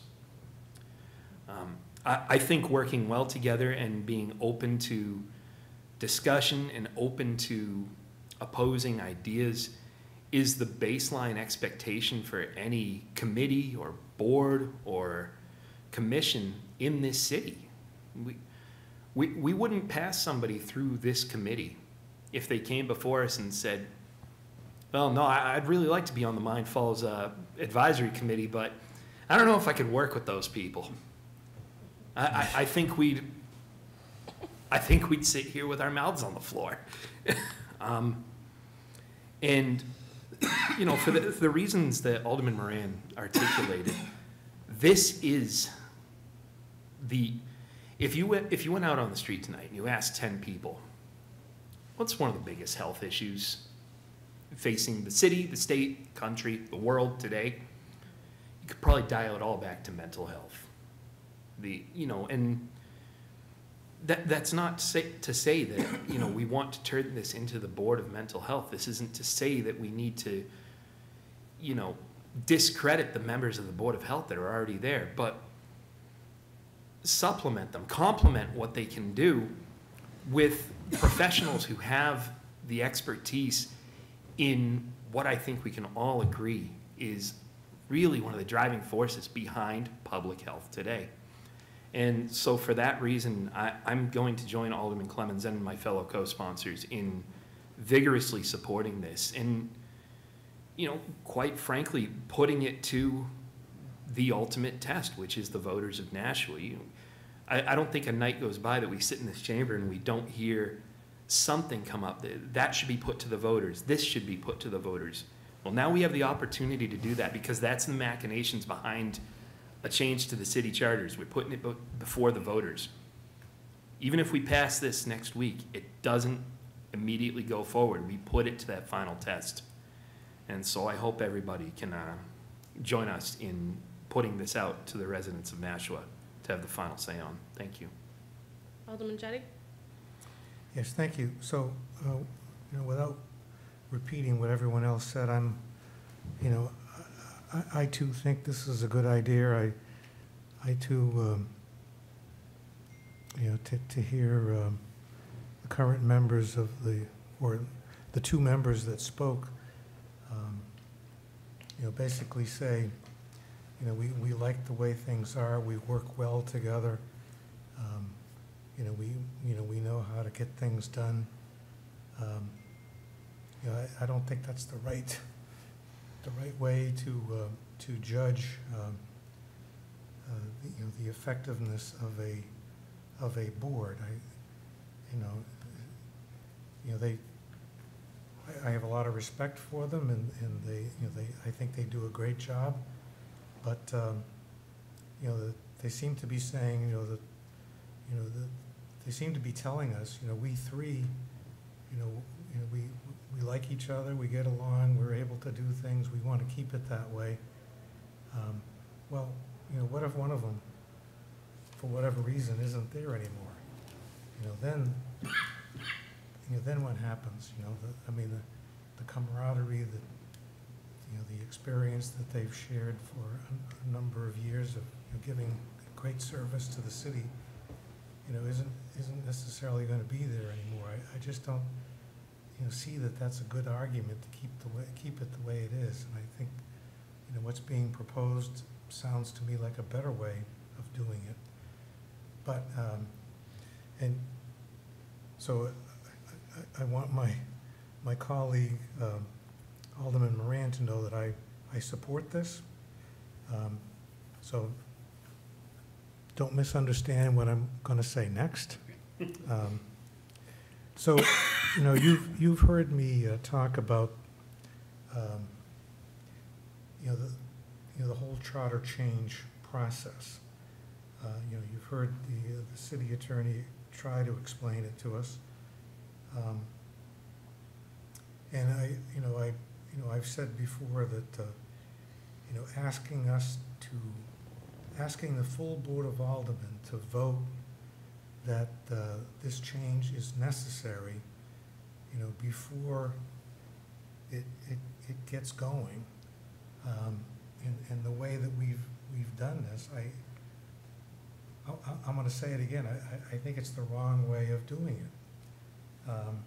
And if you look at the analysis provided to us by Attorney Clark, in the third paragraph, she writes, within 7 days after the public hearing, the Board of Aldermen shall file with the city's clerk a report containing the proposed amendment. Within 10 days of filing, the city clerk files a certified copy of the report to the Secretary of State, the Attorney General, and the Commissioner of the Department of Revenue Administration, pursuant to RSA 49B:4-A. Within 7 days after receiving the approval from the Secretary of State, the Attorney General, and the Commissioner of the Department of Revenue Administration, the Board of Aldermen may vote to order the proposed amendment to be placed on the ballot at the next regular municipal election. So, it's been more than 7 days since the public hearing.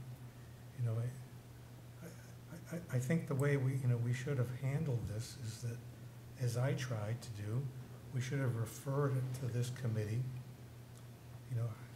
allowed this committee to, hear the pros and the cons, and then this committee would then, recommend to the Board of Aldermen that they vote that this is necessary, and then it goes to the public hearing, then it goes to the state, and then it comes back, and the Board of Aldermen, then again, vote whether to put it before the voters.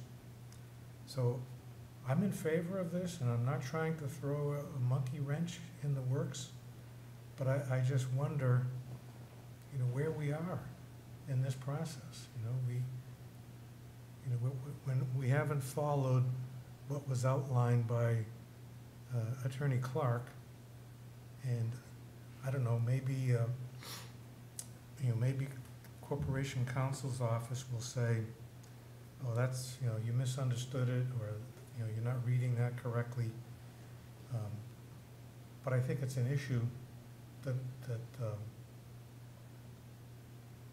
should be resolved. So I think what this committee wants to do tonight, and is to recommend that it go on to the full board, and I'm in favor of that.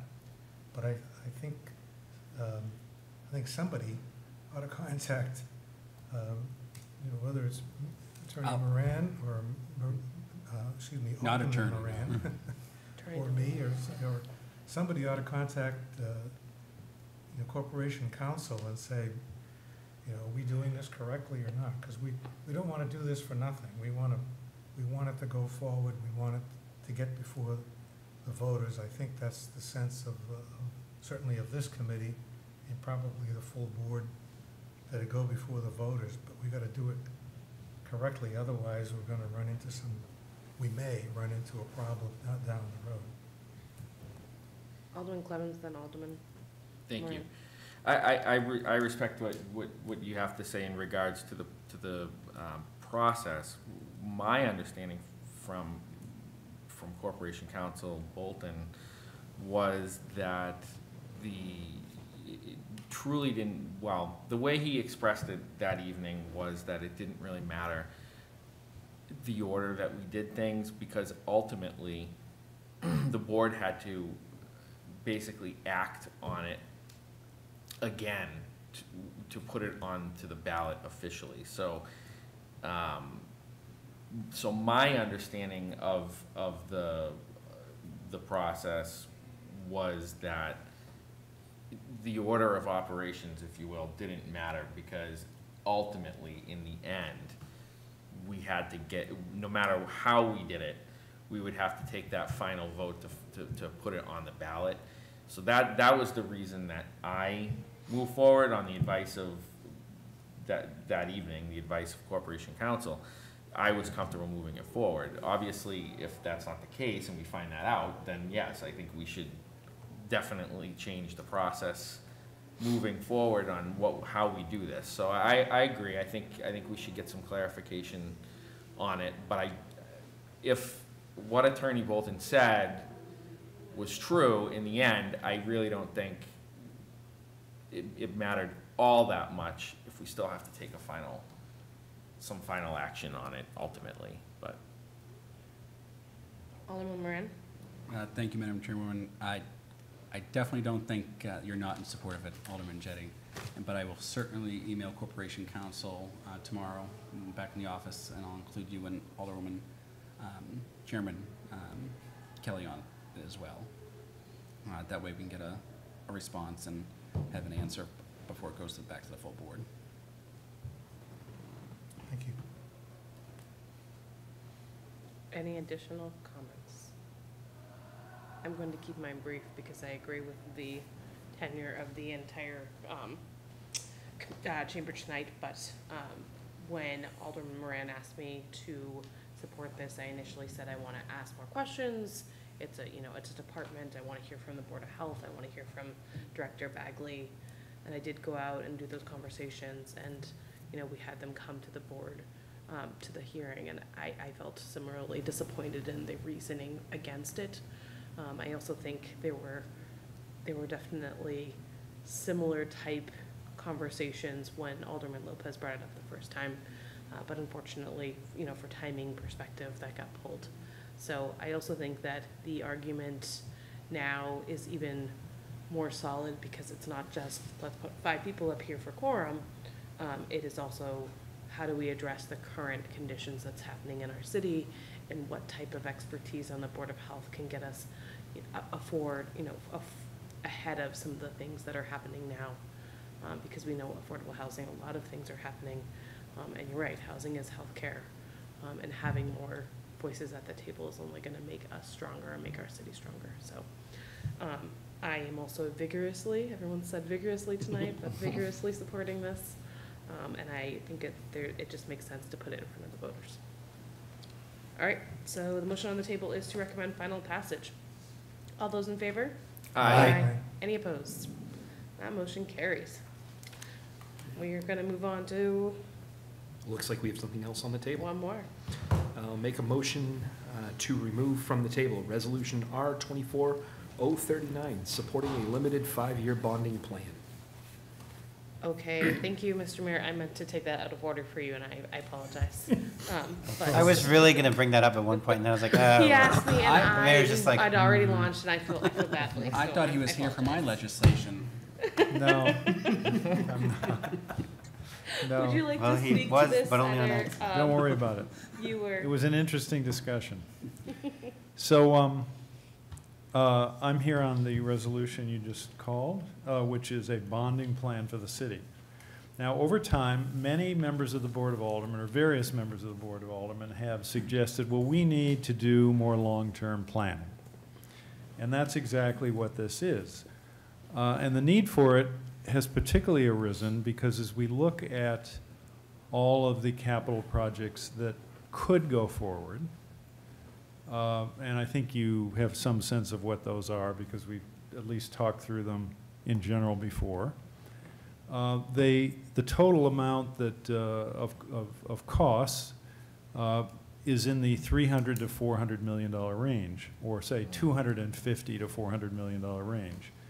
And we are finding that typically estimates are tending to be low. Bids are coming in far higher than a lot of the estimates on, not all, but quite a few projects. So we're talking a tremendous amount of money to try to complete all of these projects. And the taxpayers, in my view, couldn't afford to pay for all of these projects. So as Mr. Griffin and I and others have talked about what might be affordable, we came up with the $30 million a year maximum for the next 5 years approach, which would help us to focus on priorities, help us to try to decide which are the most important projects, and because if we were limited to $30 million a year, we would really need to plan ahead and prioritize in order to keep within those limits. Now, certainly this could be criticized as being too much because this will cause the budget for bonded indebtedness, meaning the payment of principal and interest. It will cause that budget to rise, but we think within manageable levels. And you see on the 3rd page of the plan, the 2nd page of the plan after the resolution, itself, you will see how that amount would rise over the next few years.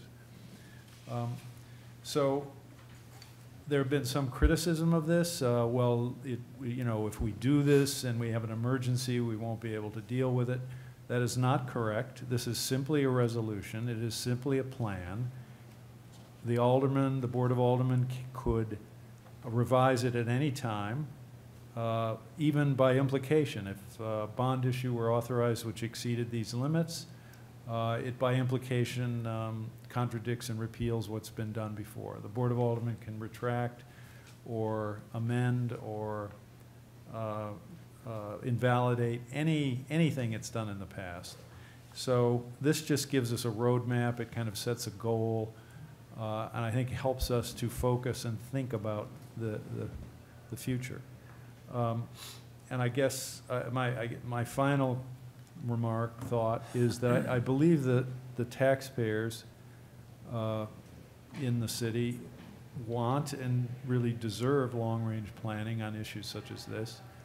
And therefore, I believe we're acting in the best interests of the people who want to see improvements in infrastructure and in city projects, and those who are concerned about trying to have a manageable and affordable tax rate.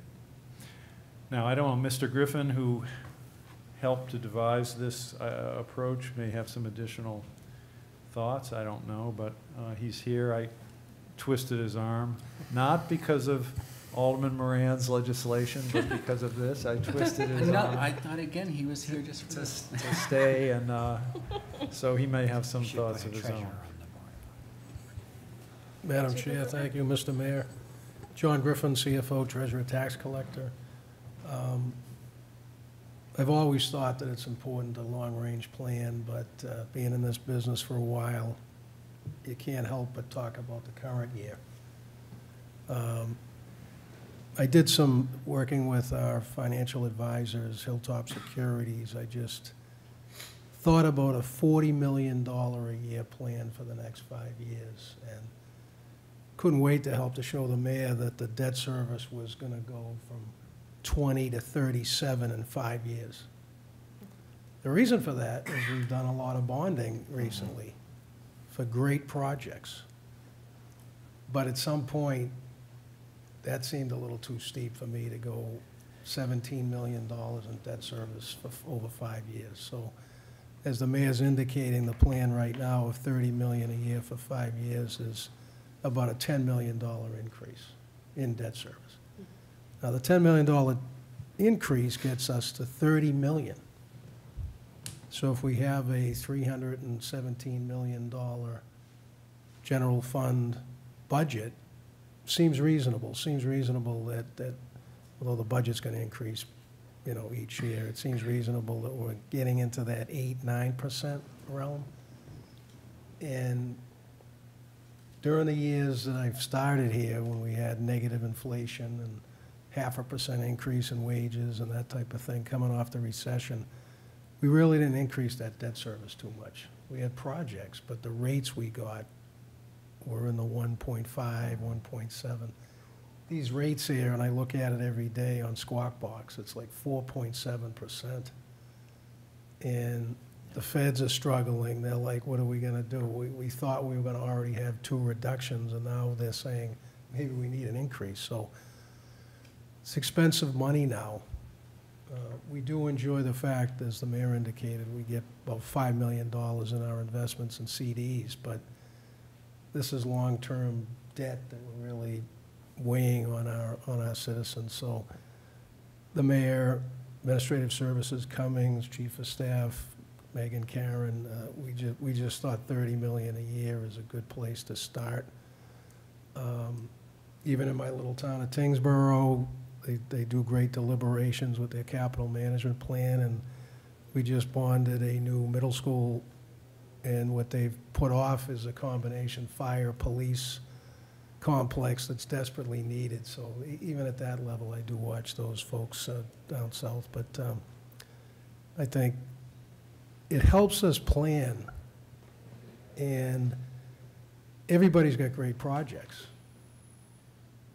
you know, there's no, I'm not getting a sense sitting on the capital improvement committee that we're getting, you know, not well thought out projects. And you've seen that now with the police and fire, administrative services, community development, and economic development, great projects. And I think it would send a good signal too to our rating agencies. You know, they know that we're a AAA rated organization, but they expect the planning and the balances to be there. And as you folks have had great questions with the police, fire, and the other three organizations, you'll have the school tomorrow night. Planning is everything, but you get caught up in the year you're in. And next Tuesday, you're gonna start getting caught up in the plan you're in for next year, fiscal '25. But I think I appreciated the mayor active listening, and the other members, that there really needs to be a plan that has a number that you can kind of true up to. I think, and you'll see, given healthcare costs going up 13%, on the medical, dental going up a little bit, wages, inflationary pressures on wages and other benefits. I think going from 20 million to 30 is probably the most you could do. Every 2.5 million is 1% on the tax rate, so you're embedding 4 2.5s to get from 20 to 30. So your tax rate is going to go up 4% with all of those investments, but they're good investments and they're needed. So the deliberations of where you're going to slot those projects is very important, and it shows that we're thinking about the future and we're planning, and that's what the rating agencies like. They like the capital planning model. They like the strategy. If you have to use an assigned fund balance in a few years, they like the fact that we're replacing it and all of that. So appreciate the opportunity to speak on this, but I do think that this is a good plan and a good signal because it's legislation. We can point to it. Thank you. Alderman Clemens. Thank you, Madam Chair. So maybe I will go down the slippery slope and we'll add CFO Griffin as financial health to the health board. I mean, why not, right? Oh my. I kid, but in all seriousness, I do have a question on the mechanics of this. I know that it's a resolution, it's non-binding, I get all of that. But mechanically wise, let's say, just for the sake of argument, I'm not advocating for this, but just for the sake of argument, let's say that we decide, yeah, we're gonna spend $30 million a year for the next 5 years, right? To keep the math simple. Is it likely that one of the years we authorize, depending on what's going on, this board authorizes 25 million and then the next year 35 million or something like that, depending on what the project is, depending on when the bond sale would happen and things like that? I guess the reason I ask that question is I don't want people to get into their mind, if this isn't actually going to happen, oh, okay, we've authorized 30 million, so we're done. But we have another project, so maybe we do another 5 million on top of that, but we know that the following year we're only going to authorize 25. Like, is that true, or could that happen? Is that sort of is that a likely scenario? Well, I'm saying yes. I mean, first of all, this is kind of a target, right? I mean, it's a goal. And certainly the hypothetical that you just described fits the spirit of the thing. I mean, it's, instead of 30-30, it's 60 over 2 years, so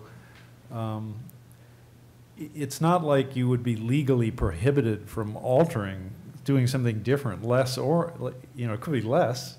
There is nothing that requires that you go to 30 or that suggests that this could not be adjusted in some way, but it is a target, a goal, kind of expresses an aspiration. Here's what we're looking at. And I think it's a way for the Board of Aldermen to explain to the population, the citizens, that, you know, we've thought about this, we put some thought into this. It's not just, you know, whichever project kind of someone brings up first. You know, we are attempting to apply some discipline and prioritize and set forth a set of goals that make sense for everyone. Alderman Clevens. Follow up. Yeah. So, well, the reason I bring that up and I want it on the record tonight is because there are certain members of the public that, you know, if we say 30 million, well, if it goes to 30.5, and even though in the next year it's going to be 25 million, it doesn't matter because we went over the 30 million and we said we were only going to spend 30 million, blah, blah, blah. So I just want it on the record that this is a goal. It's a goal that I share. I think it's a good one. But I think it's important to understand the nuance, that it's that amount over period of time, and there may be ebbs and flows to it depending on what's going on, what the project needs are.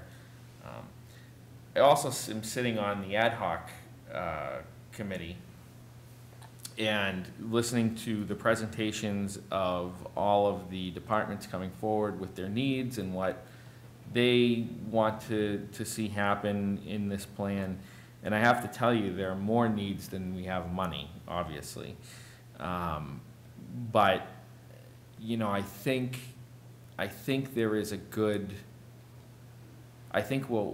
hopefully that committee will come forward with a good plan of recommendations for the next 5 years that the board can support. But certainly I think in order to give that committee direction, this committee should pass, in my opinion, should pass this tonight. Because that way, when we get to the Board of Aldermen next week, hopefully this will pass, then that committee, as it wraps up and makes its final recommendations, will have something in effect that says, no, the Board of Aldermen did vote as a whole. This is the plan that we're going forward. We're not doing 35 million, we're not doing 25 million, we're doing 30 million. And that way we can plan for what it is that we're going to present and hopefully, you know, again, have the Board of Aldermen put their stamp on. So for all of those reasons, I think it's really important that this legislation go forward. I think it's a very good conservative approach. I know that some folks would like it to be less, and actually, and I mentioned this the other night, I would like it to be less as well, because we don't know the unknowns. So I don't think it would be appropriate to come forward with a plan that spends all 30 million every year.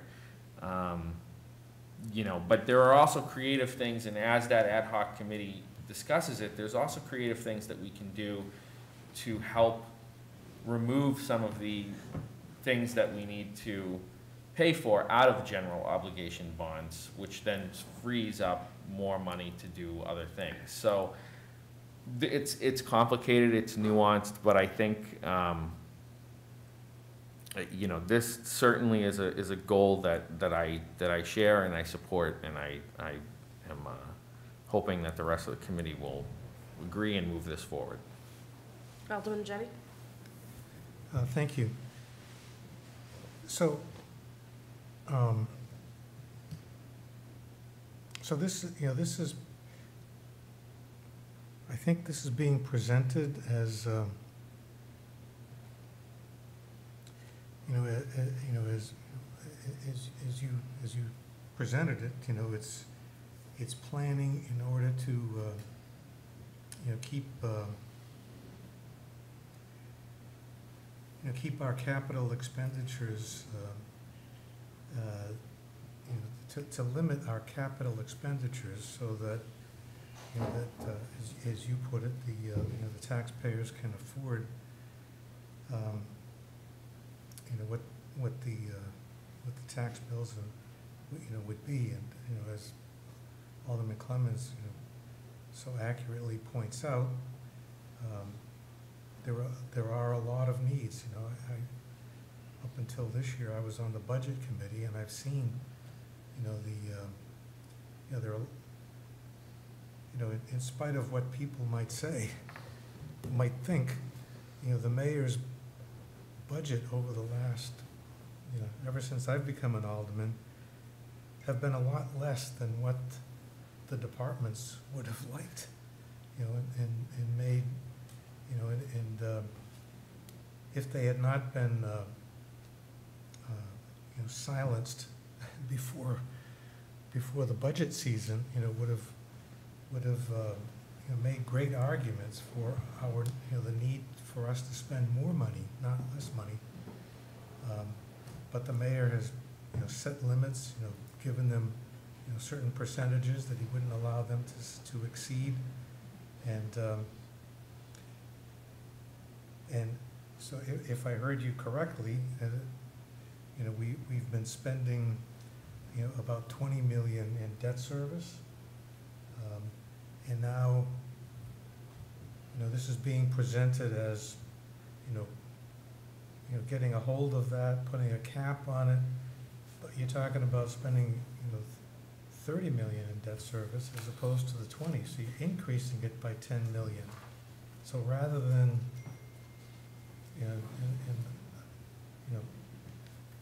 tell me why I'm thinking the wrong way here, but it sounds to me like instead of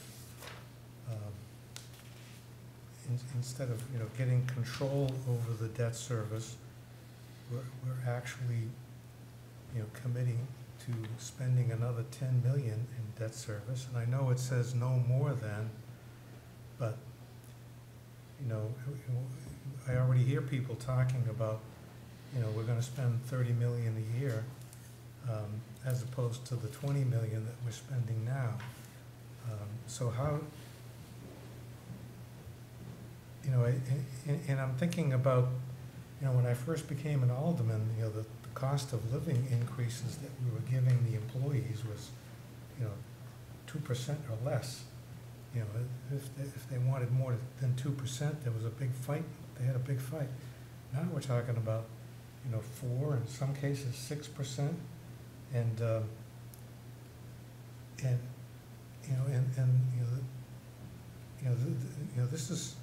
these are expenses that we have to incur if we want to have a police department, if we want to have a fire department. We have to pay these people. We have to incentivize their staying with us, and that's, and those aren't capital expenditures. That's the operating budget, and the pressures on the operating budget are going to be increasing year after year. And so, how do you justify going to 30 million as opposed to keeping it at 20 million? Well, I don't, factually disagree with anything really that you just said. Well, we're trying to balance the need for all of these different things, public works, so many things. I just mentioned things that some people support or don't. Public works garage, the Keith, the library, the downtown garages, on and on and on. To keep it at 20 million, we basically say we're not going to do anything for 5 years. We're not going to do any of those things. So this is an attempt to reach a balance between, and yet we've got, whatever the number is, $250 to $400 million worth of stuff that people are saying we really need. So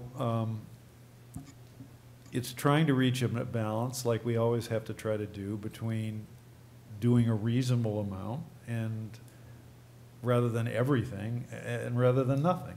So this suggests we would do a certain amount of projects and the budget would go up a certain amount. Now, if the board said, well, let's make it 20 million a year, we could do some projects less, but the budget would go up less. I mean, if the if this were passed and in subsequent years it were judged to be just unaffordable, I mean, less authorization could be granted. And finally, I would say that if the bonded indebtedness budget does go to 30 million, it is not in 1 year, it is over a period of 5 years. So, you know, that is, you know, it's still a significant increase, but it's not immediate. Mayflower. So I can't see it. I thought the 30 million was 30 million a year. Correct. Okay, so you just said it would be over.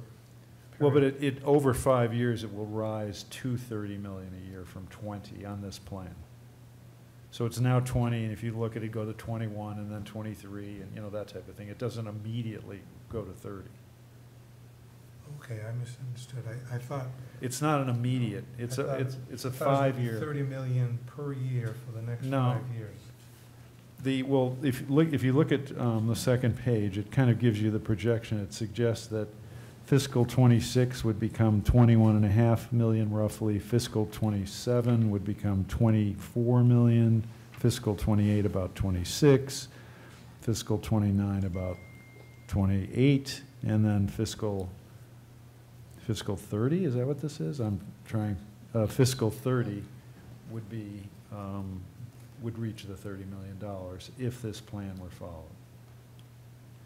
So may I continue? So if that, this is on, if you've got the resolution, which I could just pass down to you right now, but this is part of the, it shows you the bond schedule that would be. Yeah, I think I have that.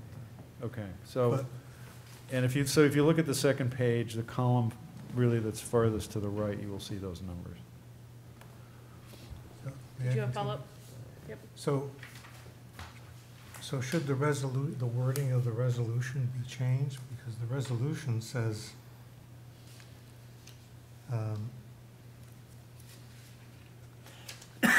which limits bonding to no more than 30 million per year for the next 5 fiscal years. Yes, that is not really accurate.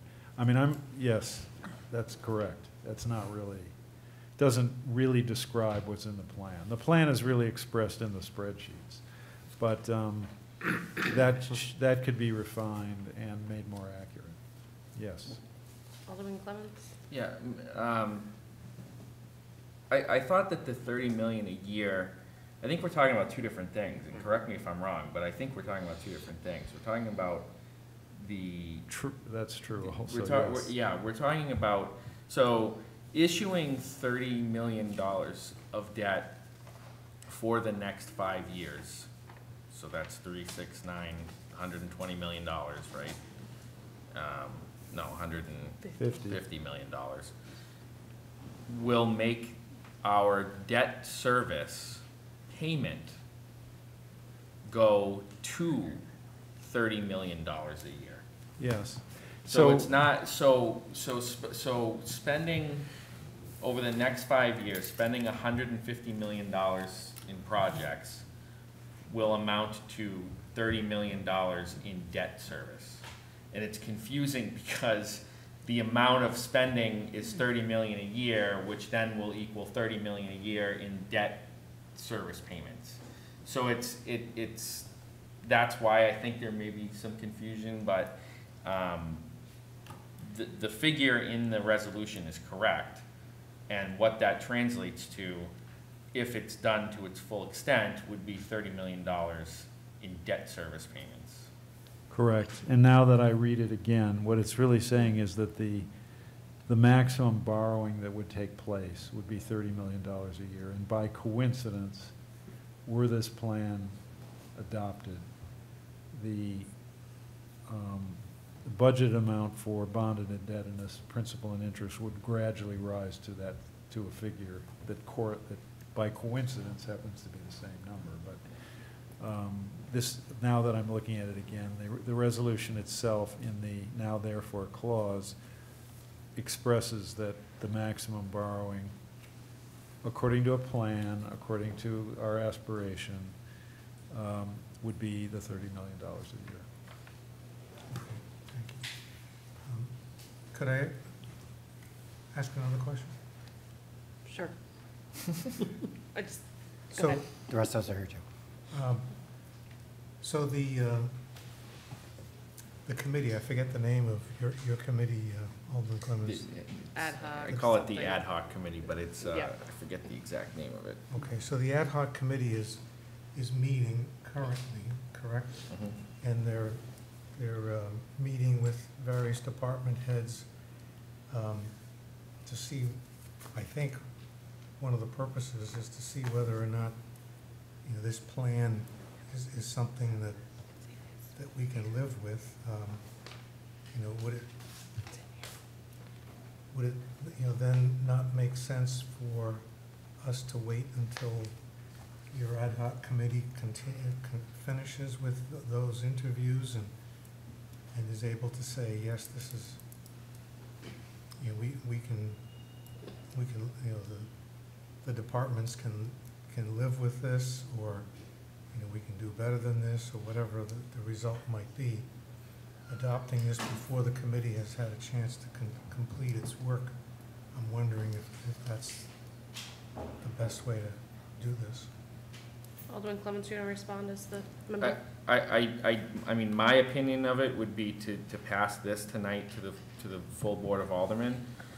Because essentially what the question before us here is do we want to spend $30 million a year for the next 5 years? And that is going to have the fiscal impact of eventually getting us to $30 million in debt service payments every year. But that's the bottom line, right? And what projects we pick and choose to fund and not fund, I think, is a separate issue. But that committee won't be able to do its job unless it knows that the full Board of Aldermen is behind the $30 million a year plan. So, in my opinion, no, we're doing this the right way. We need to get this forward in front of the board, and the board needs to decide: are we going to move forward with $30 million a year, so that then that committee can then, you know, continue its work in looking at all of the various projects, and then whittling them down to what we're actually going to put forward as a plan to fund over the next 5 years. So I think we're doing this the right way. That's my opinion. Could I ask the mayor to respond? Could I also respond? I was going to speak. Well, you're the chair, so. Yes, may I respond, Madam Chair? I agree with Alderman Clemmons. I mean, what we're trying to avoid is, well, every project is worthwhile. You know, I mean, it has a benefit to it. So, well, some department comes in and says, well, we think we should spend $40 million on this, and okay, and then someone comes forward 6 months later, well, we should also spend $30 million on this. Oh, well, that makes sense.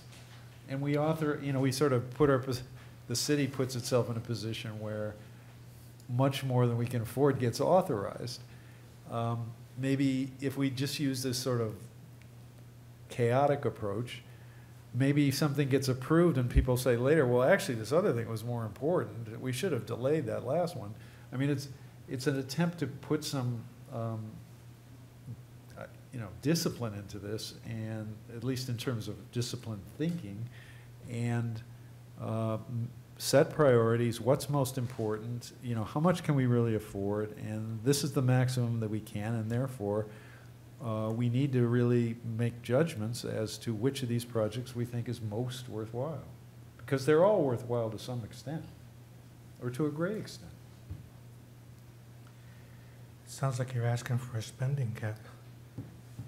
Well, a spending cap is in the charter, and this is a plan that could be adjusted up, down, or up as you go along. Go ahead, Alderman Lopez. Thank you.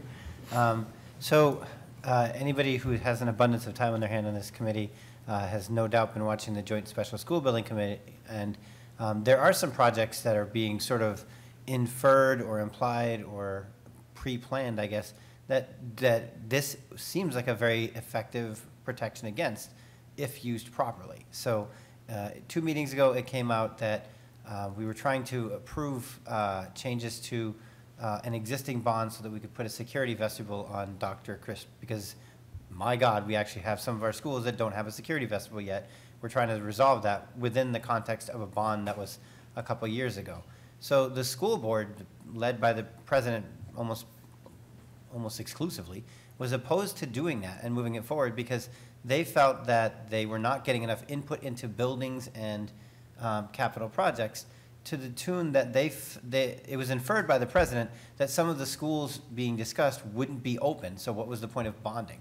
Now, she did clarify after some point that Dr. Crisp wasn't one of the ones they were considering, but she was making the point that there is an effort to create a committee on their side to redistrict the elementary schools, which is all well and good. But the argument then came up, or then went back to the school board, and in the joint special, they had said maybe they wouldn't keep Mount Pleasant open, which was an incredibly controversial political issue, and I think some of the Board of Educations kind of took a beating over their stances on it. So then, in their meeting, they brought up, well, we were thinking maybe we would close both Mount Pleasant and Amherst Street School, and then put a new school up, build a new school at Sergeant Ave. So we brought that up at joint special and pointed out that that would be the example of an expense that's unnecessary. We have school buildings, we have properties, we have facilities that are perfectly in perfect working order. Even Mount Pleasant, despite the estimates from a couple of years ago that say it needs $30 million of repair, start to finish, to be renovated and improved, doesn't necessarily mean it couldn't be incrementally updated or managed. And to the point of this plan, there are things that we can do citywide and in collaboration that you don't need a massive bond to do it all. With this huge middle school bond that we did, we updated 3 schools. We rebuilt a whole new one, and then we expanded the other 2. And if Alderman Dowd's presentations are correct, that's coming in under budget. So that's an example of a great program where we did a lot of things very efficiently, as juxtaposed with the idea that we would decide we're going to close 2 schools and build a brand new one without really actually exploring the issue. And in the most recent meeting, the ad hoc committee, as part of the discussion from our last joint special, most of the Board of Aldermen members were very interested in having the Board of Education president and the superintendent participate in the ad hoc meetings and kind of see what was going on, what these presentations are, what the information, and what the city's plans are and all that. And so we had kind of championed making sure they got the schedule and were invited to the meetings and all that. And then at the most recent meeting, that was relayed to the Board of Education as the president sent the list of meetings, but there wasn't a role for the school board in the ad hoc committee of the aldermen and the mayor's department to decide the city's entire bonding and capital improvement programming. One of the board members was actually expressed that she felt insulted that they weren't invited to the table there. And the narrative, as I inferred it, and I welcome anybody to watch the meetings themselves, was that this was the justification for not even telling the school that the city that the school board needed to ask for more money or develop projects. Is we were now meeting separately and making our own separate plans, and it was not putting children first. It was creating an issue for the school board. So not only is creating this plan going to maybe structure so that city departments have to put forethought and planning into our bonding process, maybe we have to figure out how to get bids on bonds before we actually take the bonds out, instead of including the price of the estimates and evaluations into the cost of the bond. But it's also going to be presented now that the city is pitting its own departments against each other to compete for the funding. So I have these concerns, and I think that if we pass this forward to the full board now, I don't think it necessarily is at the same level as the spending cap, as Alderman Jetty had pointed out. It's a resolution, not an amendment. But I do think it's good to start that conversation, and I do think that taken in part, in conjunction with the ad hoc committee, it's important to review these things in a strategic way. But I think part of that review has to be engaging the other major property and facilities holders in Nashua, because they're operating under their own assumptions. They're spreading interpretations that I don't think, and Mayor, you can correct me if I'm wrong, but I don't think that the aldermen are circumventing or the Board of Education or putting any reduced priority on children. We're absolutely willing for them to come forward and say, this is what our actual requested money was. Traditionally, they haven't really disagreed at all with what the mayor's proposed budget has been, even under questioning on the record. So I think this resolution is a very good step in making that plan move forward, but I also think that there's a lot of room for misunderstandings or debates, and even for it to be kind of misattributed. I know Alderman Clemens had pointed out that as soon as we pass it, someone's going to say like, oh, no, so you said you were going to stick to 30 million, and now you're 30.10561. But someone else is also going to say, well, I guess we can't have a fire station because we have a bond limit in place. So I'm a little concerned about the implications on either side of what this resolution can do.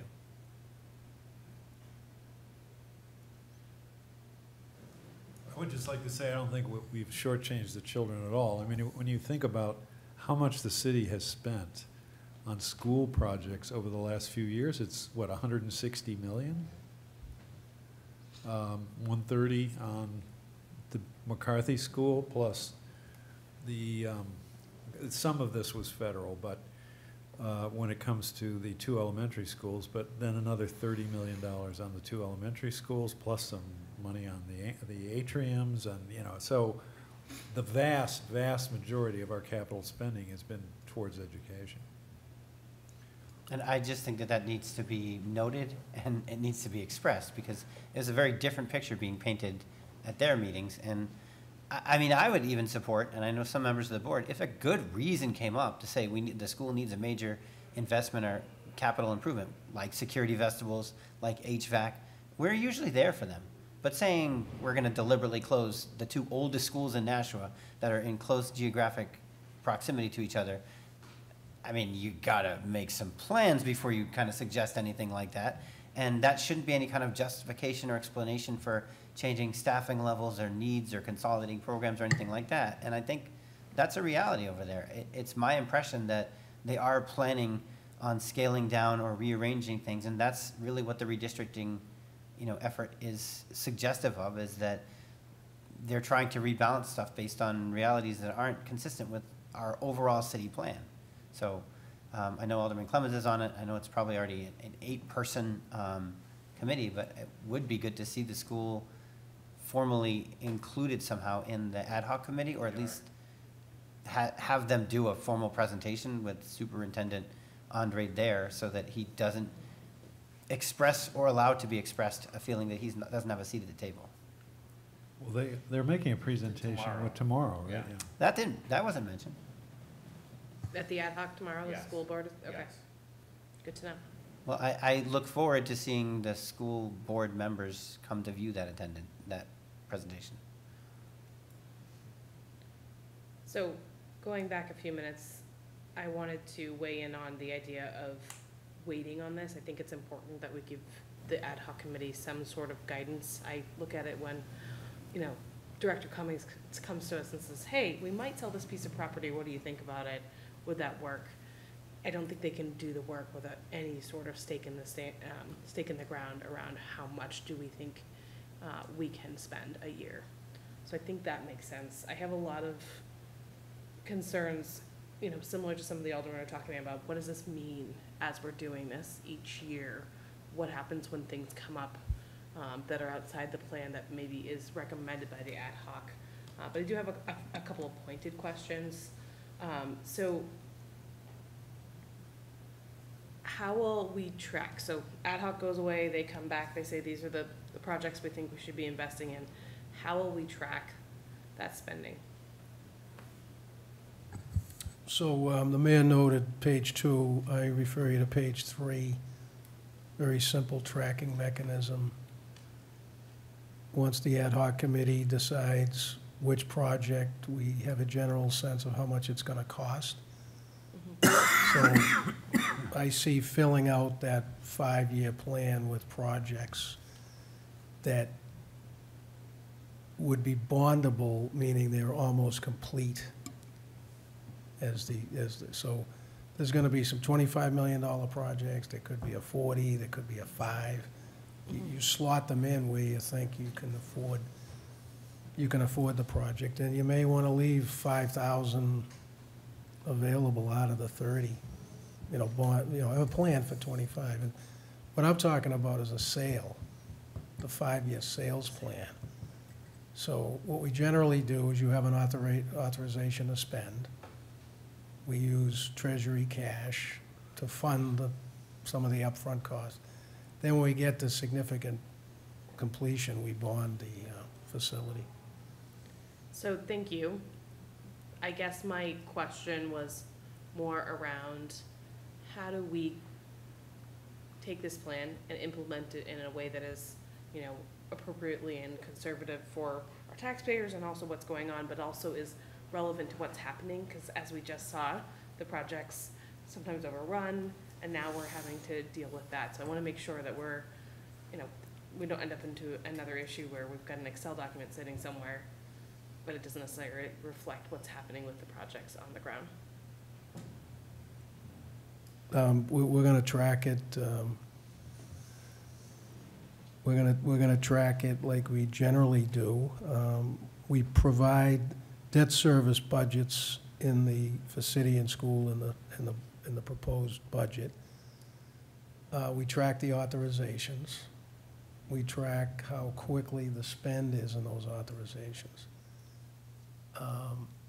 And we can provide, this is such an important ad hoc committee along with the CIC efforts and taxpayer dollars. You just track it and you produce a spreadsheet that tells us how we're doing. Like the spreadsheet I'm referring to was an instrument that Treasurer Fredette used for years. So he knew he'd follow the spend.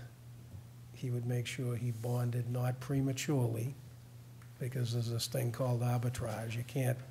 We can't, some communities, I guess years ago, they'd bond 30 million and not spend anything on the projects and use it for general operating accounts. Can't do any of that. But we're not gonna, we'll report. We'll report accordingly.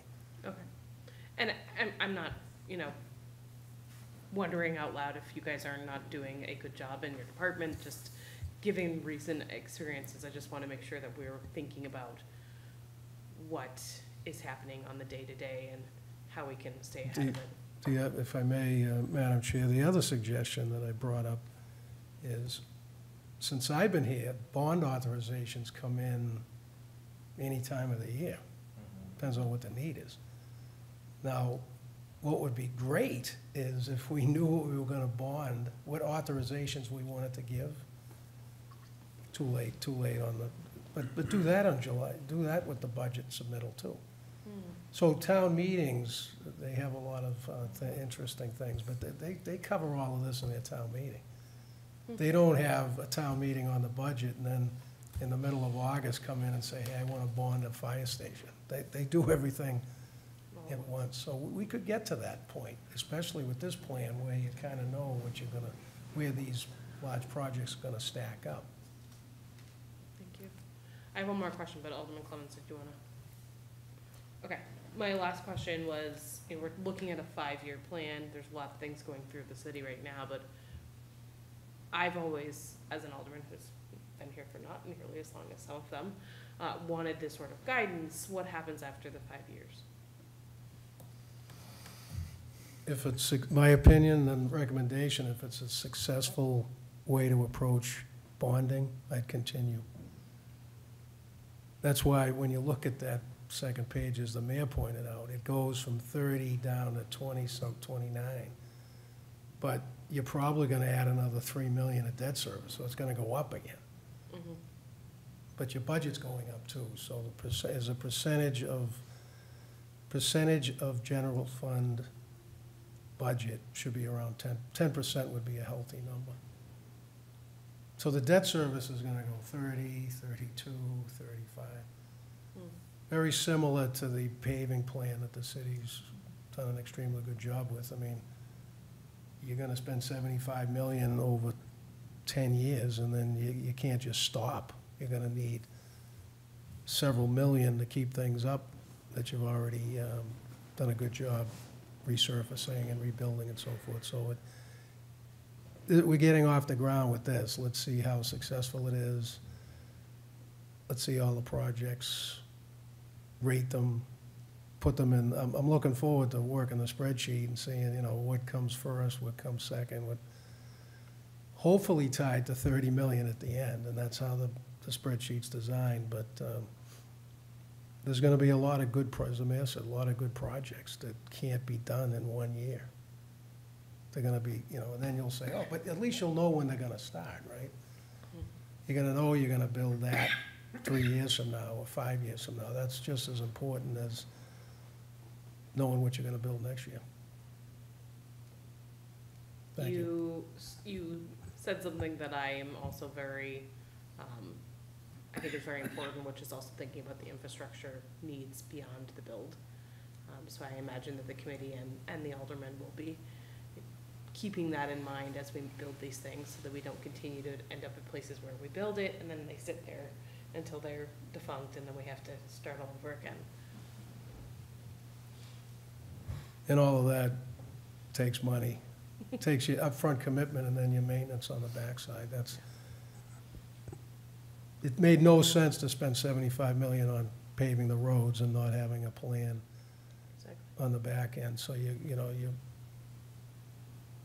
I mean, I just, you know, personally, I have an in-ground pool and I just resurfaced. Thing was in the ground for 32 years. It looks beautiful. I'm gonna swim when I retire. But I never knew that you have to replaster an in-ground gunite pool every 7 years. So I wasn't factoring that into my cash flow, but I think now, as we learn, we've got the schools, we've got other infrastructure. As I mentioned, I'll talk about it again in budget season, it's very difficult to pay the ongoing deferred maintenance when you have the debt service here and your current cost structure here. I mean, it's that middle piece that we're struggling to provide. Yeah. Okay. Any other questions from the committee members? The motion on the floor is to recommend final passage. Madam President, or Madam Chair, we haven't taken the vote to remove it from the table. What? We did all that conversation? We didn't? He pulls that now. He brings that up now. Come on, it wasn't before us the whole time? Do we have the discussion again? An hour later. Well, it got away from me. Yeah, I thought we voted on that. not a big deal. We'll just vote on it now. All right. Could I move to take it off the table? I already did. He did. What? So, the motion before us is to remove revised resolution R-24-39 from the table. All those in favor? Aye. Aye. Any opposed? Do you want to make the next motion? Now I'll make the motion to recommend final passage. Motion before us is to recommend final passage of R-24-039. Is there any additional discussion on that motion? All right, all those in favor say aye. Aye. Any opposed? That motion passes.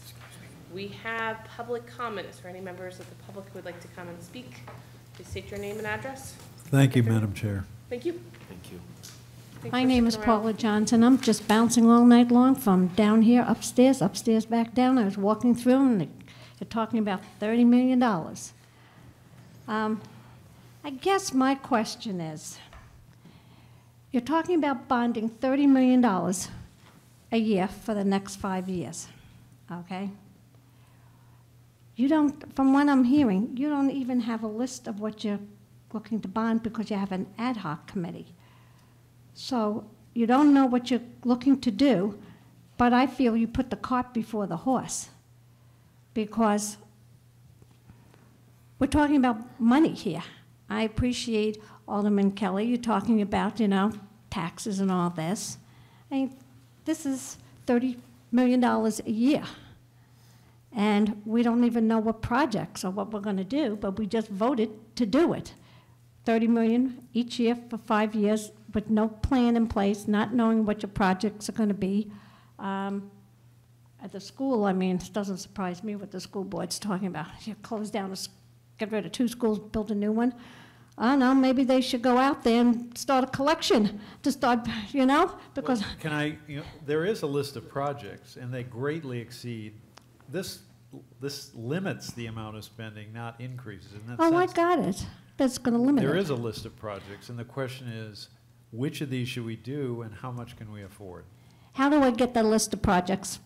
Can somebody email it to me? Yes, You have my email? yes, John will, Okay. Mr. Griffin will email you. Okay, so when this comes around, if I can make the next that right. board meeting, is that Tuesday night, next Tuesday?